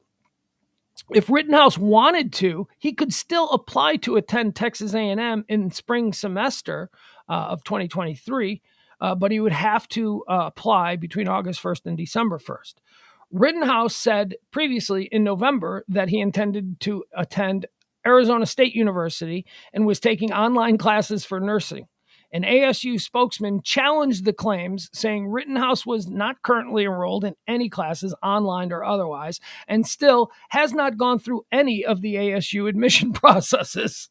Rittenhouse has been a vocal member of the conservative media ecosystem since his acquittal. He defended the Second Amendment on Friday. Blah, blah. Okay, so I don't know what he's doing. First of all, so I know where he's from, right? He's from Round Rock Beach in Illinois. I've seen his house, right? We've seen depictions of how he lived. Here's what I don't get. How's he going to Texas A&M? He does it. Texas A&M is an expensive school. And it's certainly crazy expensive for out-of-state people. He lives in Illinois. This is a kid in Illinois. This is a kid from a blue-collar, working-class suburb. Nobody, I don't know anybody, but only rich people. Seriously, when I was a kid growing up, only rich kids went to out-of-state schools. And even then, it was like Drake, Purdue. It wasn't like halfway across the country at a big university. Like, who's paying for this? Where's it? Well, I guess he is making money. I mean, he's going around and he's doing appearances, so he is making money. So he's probably his net worth is probably substantially increased from, $32 a week that he was making at McDonald's or wherever the hell that he was working. You know what I mean? So I don't know. I don't get this. But why? I think we forget because of all of the, nonsense that comes with a Kyle Rittenhouse, whether you're on the right or the left. He's a polarizing figure, and I mean, I think that they got it right. I think that he should have been acquitted, and he was acquitted. I also think that he's a moron. I don't think that he's any kind of a hero. I just don't think that he was guilty of murder. I think that he was in a situation maybe brought on by himself. I don't know, but we went through that in the court, and I came down on the side of, he's not a murderer. He's a jackass, but not a murderer. And that's what they were charging him with. They were charging him with murder. So, you got to go with what the charges are. What is he doing? Like, does he just think I'm Kyle Rittenhouse? If I say it, it's happening. Like what? You don't just get to it. First of all, what are your grades like, dude? Can you get into Texas A&M as an out-of-state student? How are you financing this? Who put you up to, like, I don't get it. So, and he did it before. He did it with Arizona State, was it? I don't know. Arizona. I don't know which one it was. Arizona State. I'm going to Arizona State, and I'm taking online nursing classes currently at Arizona State. And Arizona State then responded with, no, he's not. No, he's not. He's not. He's not doing anything. Why is he saying? I think we forget that he's a 19-year-old kid, right? Is he 19? Yeah, I think he's 19. He's just a dumb kid. He's just a dumb kid who's, been put on a pedestal by a group of people.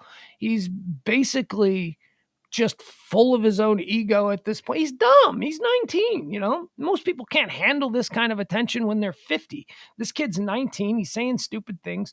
So I don't know. I guess the story is developing ... But Texas A&M says he's not enrolled. He didn't even apply. And we've already shut the door on incoming freshmen for, the new year. So what is he doing?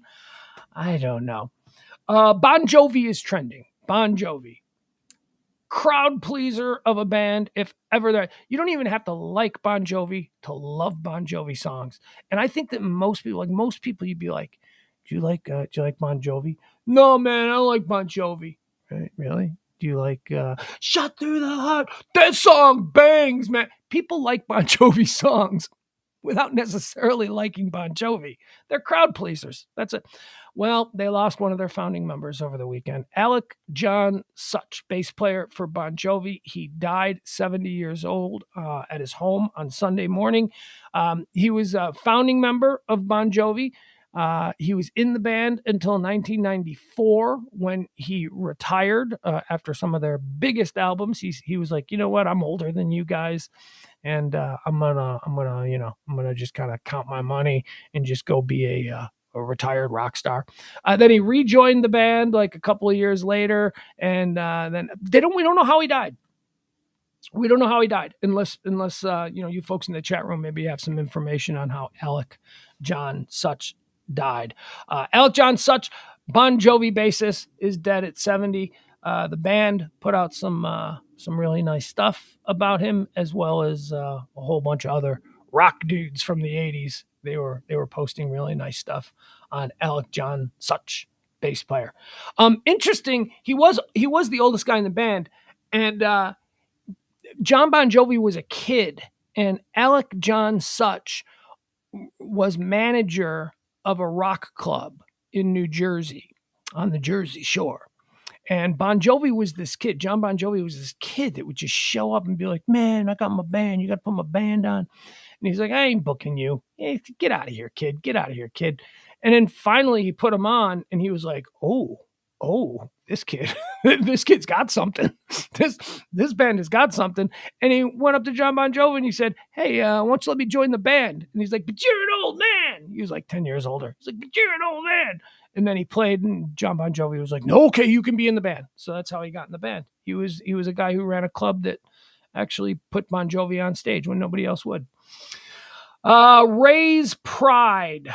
Raise Pride. It's Pride Month. Oh God. Look, I have no issue with it being Pride Month. I'm glad it's Pride. I'm glad everybody have their own month. Whatever. I'm fine. But it just feels like all right, hold on. How do I say this? Because I'm not, look, I got gay friends. I'll put it this way. I got gay friends who aren't even remotely interested in any of the shit that Netflix or Prime Video or Hulu is shoving down their throats this month, right? It's all like, here's something for Pride Month. Here's another thing for Pride Month. Here's another movie about Pride Month. Here's a movie about being gay. Here's another movie about being gay. Everything is like whap, whap. I'm like, okay, it's Pride Month. That's great. I think representation is important, and I think that's fine. But oh my God, seriously? Everything for the next 24, 25 days is it's easily overlooked. It's not like an impediment to my happiness on a day-to-day basis. I'm just saying, it's a bit much. It's a bit over the top. Everything is pride, pride, pride. Well, Tampa Bay Rays baseball team, Major League Baseball team, they're trending today. Rays pride. I don't know if every team has done this. I didn't notice, but I did notice this about the Tampa Bay Rays this past weekend. I was watching one because I watch my baseball highlights, and I was watching a Rays game, and I noticed their hats. Their hats have the Rays logo, and then there was like a rainbow right over the Rays logo on their hats this weekend, and I thought to myself, "Huh? Did they get new hats?" I mean, I didn't make the connection between it being Pride Week and the rainbow flag and all that. I just thought, like a rainbow sunfish, like whatever. I don't know. What does a ray look like? I guess I didn't think it through because rays don't have rainbows, but some fish might look like rainbows. And I thought, okay, I don't know if I like that hat. I don't know if I think that seems a bit much. Not because a bit much like Hulu. Here's a gay movie for you. Hulu or Prime. Here's a gay movie for you. Not a bit much like that. Just a bit much like, okay, I don't love the color scheme. I think the Rays have kind of cool uniforms, and I don't love the new rainbow addition to the hat. Turns out it's just a temporary thing. It's just like a little thing for Pride Month. Here's the deal, though. A bunch of Rays players, they ain't wearing it. It's stupid. I ain't wearing no rainbow on my hat because Jesus, seriously, that's the reason. Jesus would not wear that. One Rays player called it a faith-based decision. Some sports franchises around the country have made public shows of support for the LGBTQ plus community during Pride Month. The Rays are no different, though apparently not every player on the team is eager to participate. The team donned a rainbow-colored logo on Saturday as part of the team's 16th annual Pride Night celebration, but at least 5 players, pitcher Jason Adam, Jalen Beeks, Brooks Raley, Jefferson Springs, and Ryan Thompson, opted not to wear the logo. Instead, peeling off the rainbow version on their jerseys and hats and wearing the standard hat instead. Adam, who's in his first season with the Rays, was chosen to speak on behalf of the group that decided not to wear the logo and called the decision faith-based. He said, here's a quote, "A lot of it comes down to faith. To like a faith-based decision, to like a faith-based decision," Adam said. So it's a hard decision because ultimately we all said what we want is them to know that all are welcome and loved here. But when we put it on our bodies, I think a lot of guys decided that it's just a lifestyle that maybe, I don't know, like not that they look down on anybody or think differently. It's just like that, maybe we don't. He's the spokesperson. He's the spokesperson. He doesn't even have the courage of his convictions to actually write down a statement that doesn't include a whole bunch of but it's just that like maybe we don't want to encourage it if like we believe in Jesus and stuff, who's encouraged us to live a lifestyle that like would abstain from that behavior, just like Jesus encourages me to be a heterosexual man to abstain from sex outside of my confines of marriage. It's no different than that. God, Jesus hung out with gay dudes. Jesus hung out with prostitutes. You don't think there were a couple of gay dudes mixed in his little drinking group? Come on, stop it. You're creating needless issues. I mean, I don't know. I think you have a right to not like gay people. You do. You have a right. You have a right to not like gay people. But when you take a check from a company, it's a big check too, boy. Major League Baseball checks are big. But when you go to work for a company and that company says this is the uniform you're wearing, you're cashing those checks. You do what the company says. Well, what if the company tells you to do something against Jesus? Oh, stop it. then don't work for then walk away. Then walk away from the company.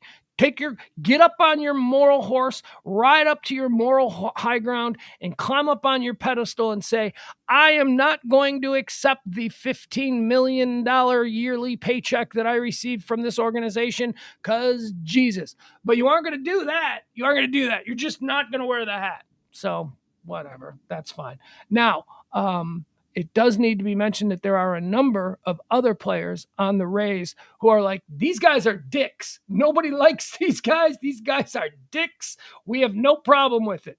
Chief among them, Kevin Kiermaier, who's one of the better players on the Rays. Kevin Kiermaier says, my parents taught me to love everyone as they are. Go live your life. Whatever your preferences are, you just go be you, Kiermaier said. I can't speak for everyone who's in here, the locker room, obviously, but this is a family-friendly environment here at a big league ball field. We just want everyone to feel welcomed and included and cheer us on, no matter what your views are or sexual orientations are on anything. Very good. Kevin Kiermaier. Like what, man? You realize, see, this is what I always say. You can have your opinions, right? Everybody's allowed to have an opinion, but it seems like there is no principle behind a lot of people's opinions these days other than a desire to just be a dick. Just be a dick. I'm just going to my principles are to be a dick at every opportunity. Because again, if you really were morally opposed to this kind of thing as a Christian, and we're going to use Jesus as your cloak of invisibility, if that was the real deal here, then you would walk away from the team. You would say, well, I am not going to work for a company. I'm not going to accept a paycheck from a company that believes that this is the proper way because Jesus.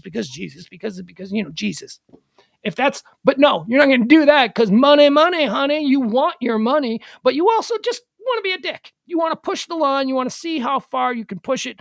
And I'm just going to be a dick. Just going to be a dick about it. Whatever, man. Shut up. It's a stupid hat.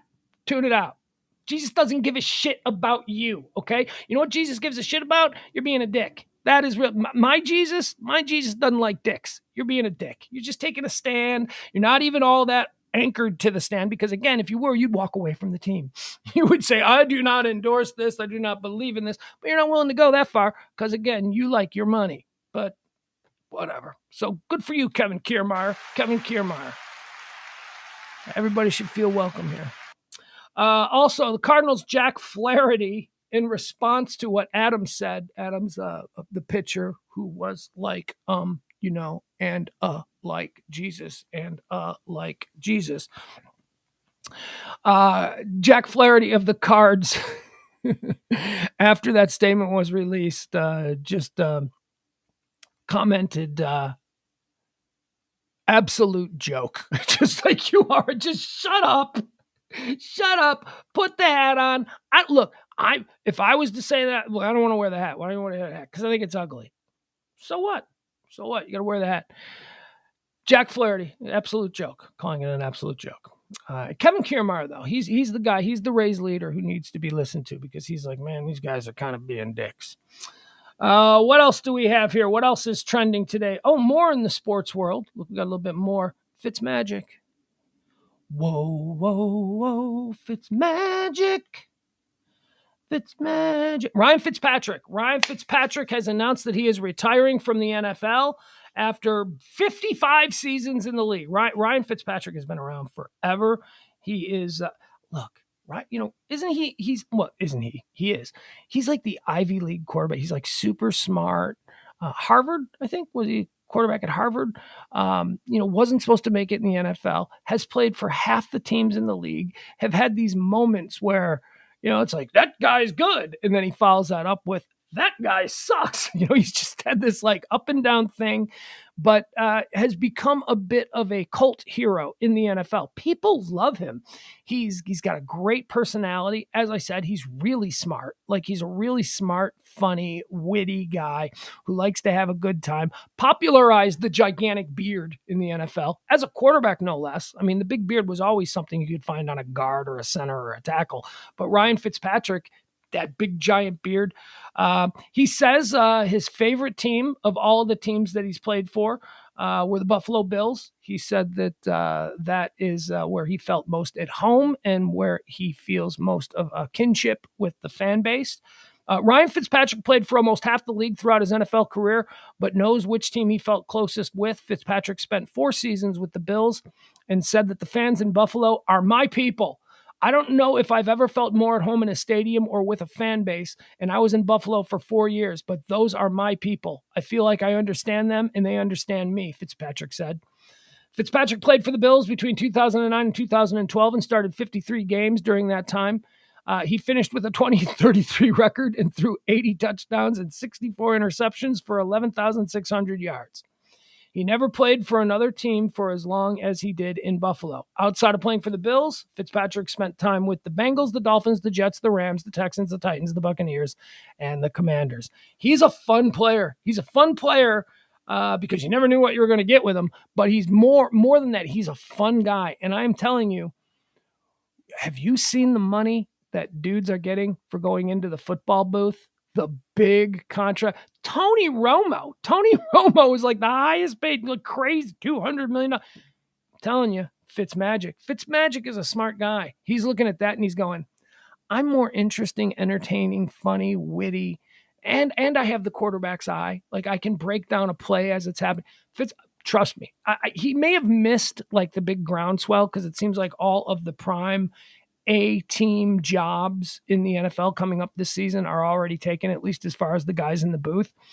But he's going to be in a studio. Fitzpatrick will absolutely. Drew Brees, that drip. Do you remember Drew Brees was so bad. He was so boring. Ryan Fitzpatrick is going to get in there before Tom Brady. Trust me. He's going to set the standard. I like Fitzpatrick. I always liked that dude. I mean, he never played for my team, so I really didn't have an opportunity to hate him, and I didn't really give a shit when he sucked on other people's teams because those are other people's teams. But I like him. He seems like a really good guy. Okay, what else do we have trending here? Trending today. Oh, I wanted to get into this. Okay, best cuisines. Best cuisines are trending. This was trending last night, and I saved it, and I said, oh, that could be a good one. Let's see if it's still trending. And although it's no longer trending on Twitter like it was last night, it is trending on the Google Trends. So, still appropriate for this show. Let's see here. World Cuisine. Okay. This is apparently a magazine, and it was put out by Taste Atlas, which is like a foodie kind of group.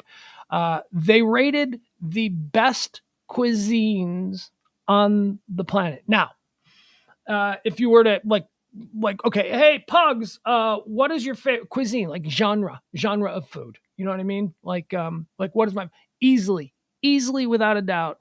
You could only eat one kind of food from one nation for the rest of your life. What would it be? And I would be, that's easy, Italian. Italian is my favorite cuisine, right? Second is Greek, and third is Mexican. That's it. That's my big three. Italian, Greek, and Mexican. And then, then we get into Chinese. Chinese, I love good Chinese. There's nothing worse than bad Chinese. And then I don't know.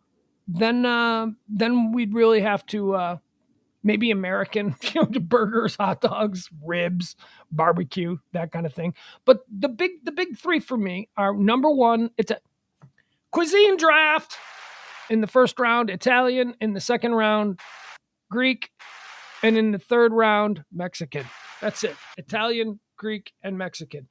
So they put out this list. There are 50, the top 50 cuisines from around the world as rated by the foodies who participate in this Taste Atlas. I'll give you number 50. And number 50, Slovenia. Slovenian cuisine comes in at number 50. No idea why it's Don't you kind of want to know? Don't you kind of want to know what Slovenian cuisine is all about? All right, Slovenian cuisine. Let's see what this stuff's all about. Okay, looks like some steaks. Let's see what Slovenian. And we're not going to go from 50 all the way to 1. I just wanted to, start it out with like what came in at 50. Slovenian cuisine is influenced by the diversity of Slovenia's landscape. The leading Slovenian ethnologists divided the country into 24 gastronomical regions. The first Slovenian cookbook was published. Okay, what? Foods and dishes. What do we got here? Something called eggs, ham, beef, crayfish. Dandelion is a popular salad ingredient. Okay, all right. So you know what? This is why you're 50, Slovenia. Nobody cares. Nobody cares about Slovenian cuisine. So there you go. That's 50. That's the last one that was ranked here. Let's do the top 10, shall we? Okay, so we'll work our way down from number 10. Although this makes me mad because USA, American cuisine is 13, right? Brazil is 12 and China is 11. USA, Brazil, and China didn't even make the top 10 of best cuisines in the world. First of all, I love you. I love barbecue. I love burgers. I love all that stuff. American food. I love American food. Brazilian food. You ever been to Fogo? Oh my God. Brazilian food is amazing. A lot of steaks, a lot of meats. Delicious. Brazilian. And then China? China comes in at 11? You're telling me Chinese food is the 11th most popular cuisine? It's my number 4. I mean, Italian, Greek, and Mexican are my top 3. China is my number 4, but really, it doesn't even make the top 10? All right, so here we go. Here is the top 10 cuisines in the world as rated by Taste Atlas. Number 10, India. Indian food comes in at number 10. All right, so I've been to the Clay Pot. I have been to a couple of Indian restaurants. It's very spicy. It's good, but I can't eat it every week. It's not something like I'll go out to a nice Indian food restaurant and you'll have a meal that'll just be like, wow, this is really good. Indian food is wonderful, but it's not. I can't have it every week like I can Italian, Mexican, or Greek. Number nine, Portugal. Portuguese food. No idea. No idea what Portuguese food is all about. Do you? Number 8, Croatia. You're telling me that Croatian food is more popular among foodies than Chinese, Brazilian, or USA food? Are you kidding me? Or even German. German food comes in at 18. Croatia number 8. That's some bullshit, boy. Let me tell you. Number 7, Mexico. It's my number 3. It comes in at number 7. You people, you know what? These people don't live in Texas. These people are not getting good Mexican food because there's no way that Mexican food isn't at the very least a top 5 cuisine. It is amazing. What are you going to do? It's my number 3. How is it going to be number 7 on this list? Number 6, Japan. That's sushi. Sushi's good. Japan would make my top 10, but what else besides sushi and sashimi? Raw fish. What else besides? I mean, it's very good. Don't get me wrong. Although I do think with Japanese food, the wasabi's doing all the work. The wasabi and soy sauces that you dip your sushi and sashimi in, doing all the work. Everything. 100%. I mean, if you put sushi in front of me and you're like, yeah, we're out of soy and wasabi, I'd be like, get this stuff, but I don't want anything to do with that. You got to give me the sauces. Otherwise I ain't eating. That's just dead fish. That's just dead cold fish. No, thank you. Japan comes in at number 6. So here we are at the top 5. Number 5, top cuisines in the world. French.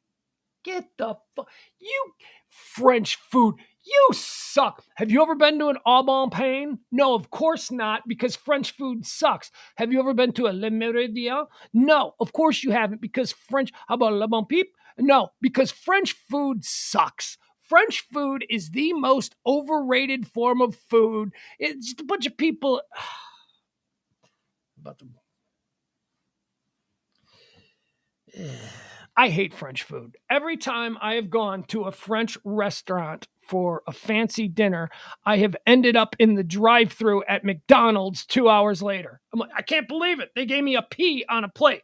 It was a pea, and then there was like some kind of colored sauce off to the side, and that was an entire entree, and it cost me $79 for that pea.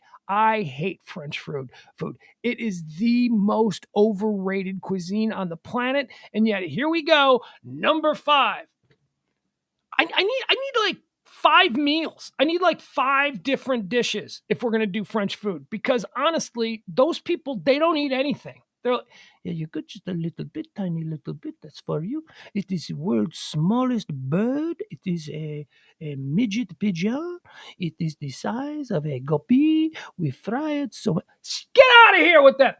$250 for the midget guppy bird with the feather. We left the feathers on because the feathers that makes it French food. Get out of here with that nonsense. I hate French food. Number 5, French food. Number 4, Romania. What the fuck, man? So Romania is number 4? What is Romanian cuisine? What the hell? Number 3, Spain.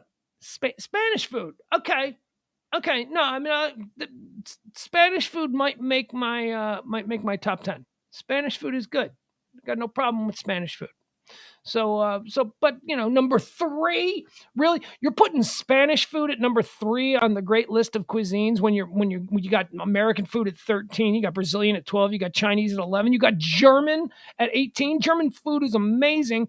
Where is Poland? Where are they clocking Poland in on this day? Oh, 15. Poland is 15. Have you ever eaten at someone's Polish grandma's house?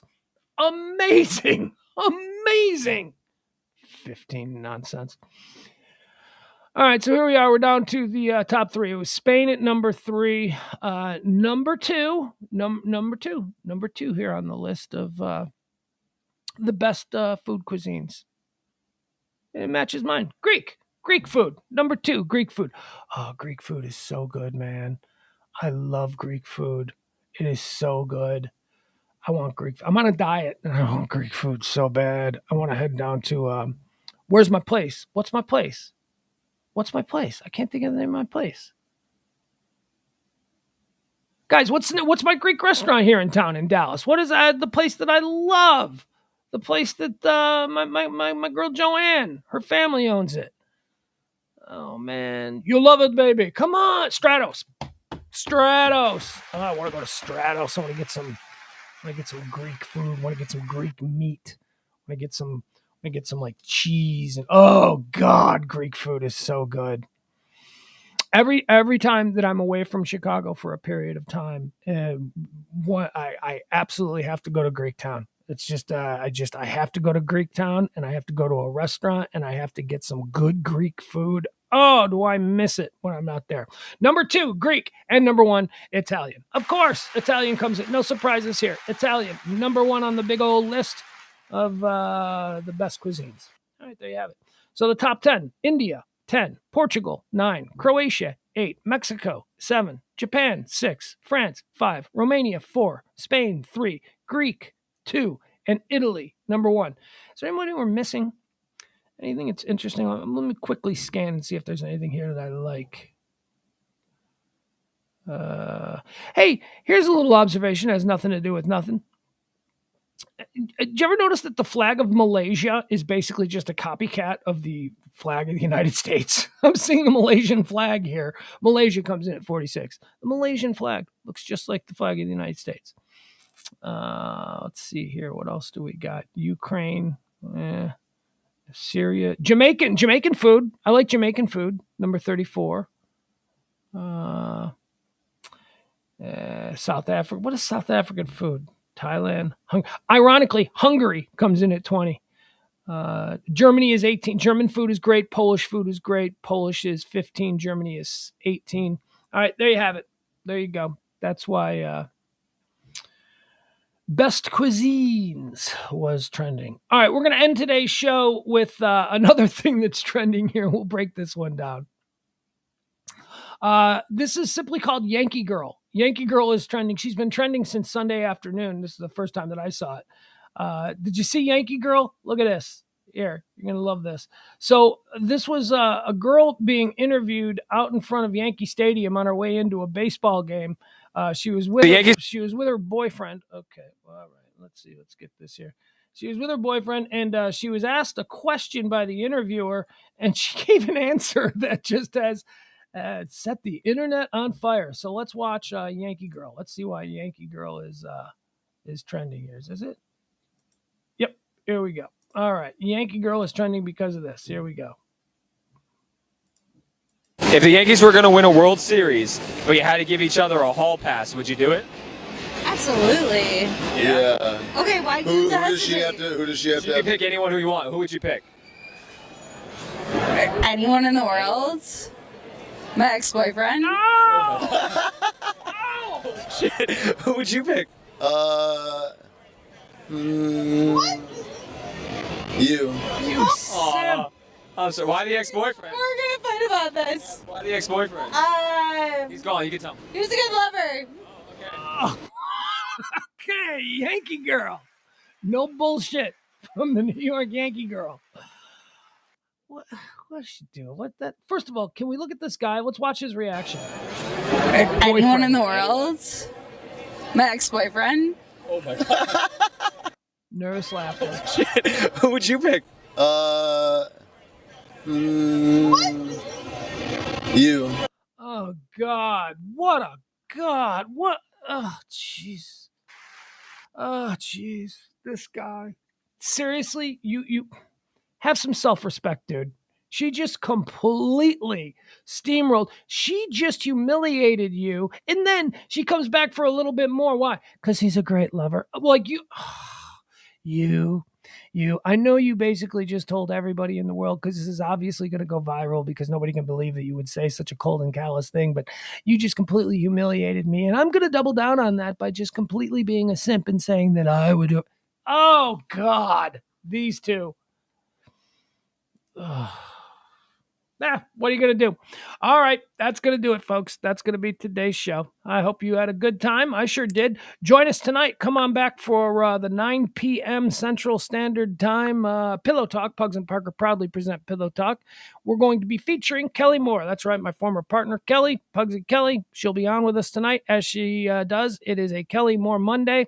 I'm saying that now. I haven't checked in with her, but I assume she's coming. I would think that she is courteous enough. Oh geez, now I just opened a can of worms. That she would have let me know if she had other plans, because I do think that she enjoys coming out with us, and here she is. She should be coming out with us today. All right, let me see here as I pull up the closing theme music. Oh yeah, all right. So we'll do this once.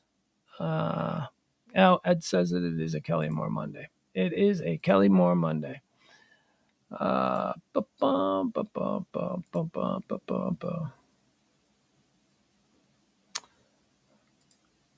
Boom. There you go. See, I didn't have that up the whole show. Didn't have it up the whole show because I'm just so disgusted. I'm just so not with you folks. I'm just disgusted with the whole process. If you want to contribute to the show, we do accept tips. We do accept any sort of gratuity. Thank you very much. We did not make our thing last month, and it is the 6th, but we're still here. So any little thing you can do to help the show proceed. We now must move on to the next month. Try and build up whatever we can. So thank you so much. You got a Cash App option there. You got a Venmo option there. Help out the show if you enjoy it. Even if you don't enjoy it, I'll take your hate money. Absolutely. I hate you so much. Here's $50. Okay. If you too, my friend. Doesn't matter. I don't care why you're doing it. I just, like to see some help. Didn't make it last month. It was the first month that we didn't make it. And maybe that's good. Maybe it's good to just show you that even if we don't make the set amounts that we need, or I need, as I've determined to keep these shows going, we will continue going. It's just is what it is. And you people are also wonderful. So I do appreciate it when you can. Maybe last month was just a bad month. All right, so starting from a deficit from this month. What's going on here? Oh, do you like the new sign? I don't think I really paid any attention to the new sign today. There you go. I like that. I had to rearrange the studio camera so that the sign would be visible on camera. How's it look, Ed? I think I was really worried about how Ed was going to, because glares and all that kind of stuff. He micromanages all that. I mean, in a good way. In a good way. We should all have a micromanager like Ed. All right, guys, that's it. We'll see you tonight, 9 o'clock for Pillow Talk. And if you can't make that, then meet back here tomorrow at noon, high noon, Pugs and Company, here on the Radio Misfits podcast platform. I have found a different way, so baffling to some. I can smile a little now, things are going good. I always had to be on guard, that is understood. Down the road I'll travel, far from the comfort nest. I am on a never-ending quest. I am on a never-ending quest.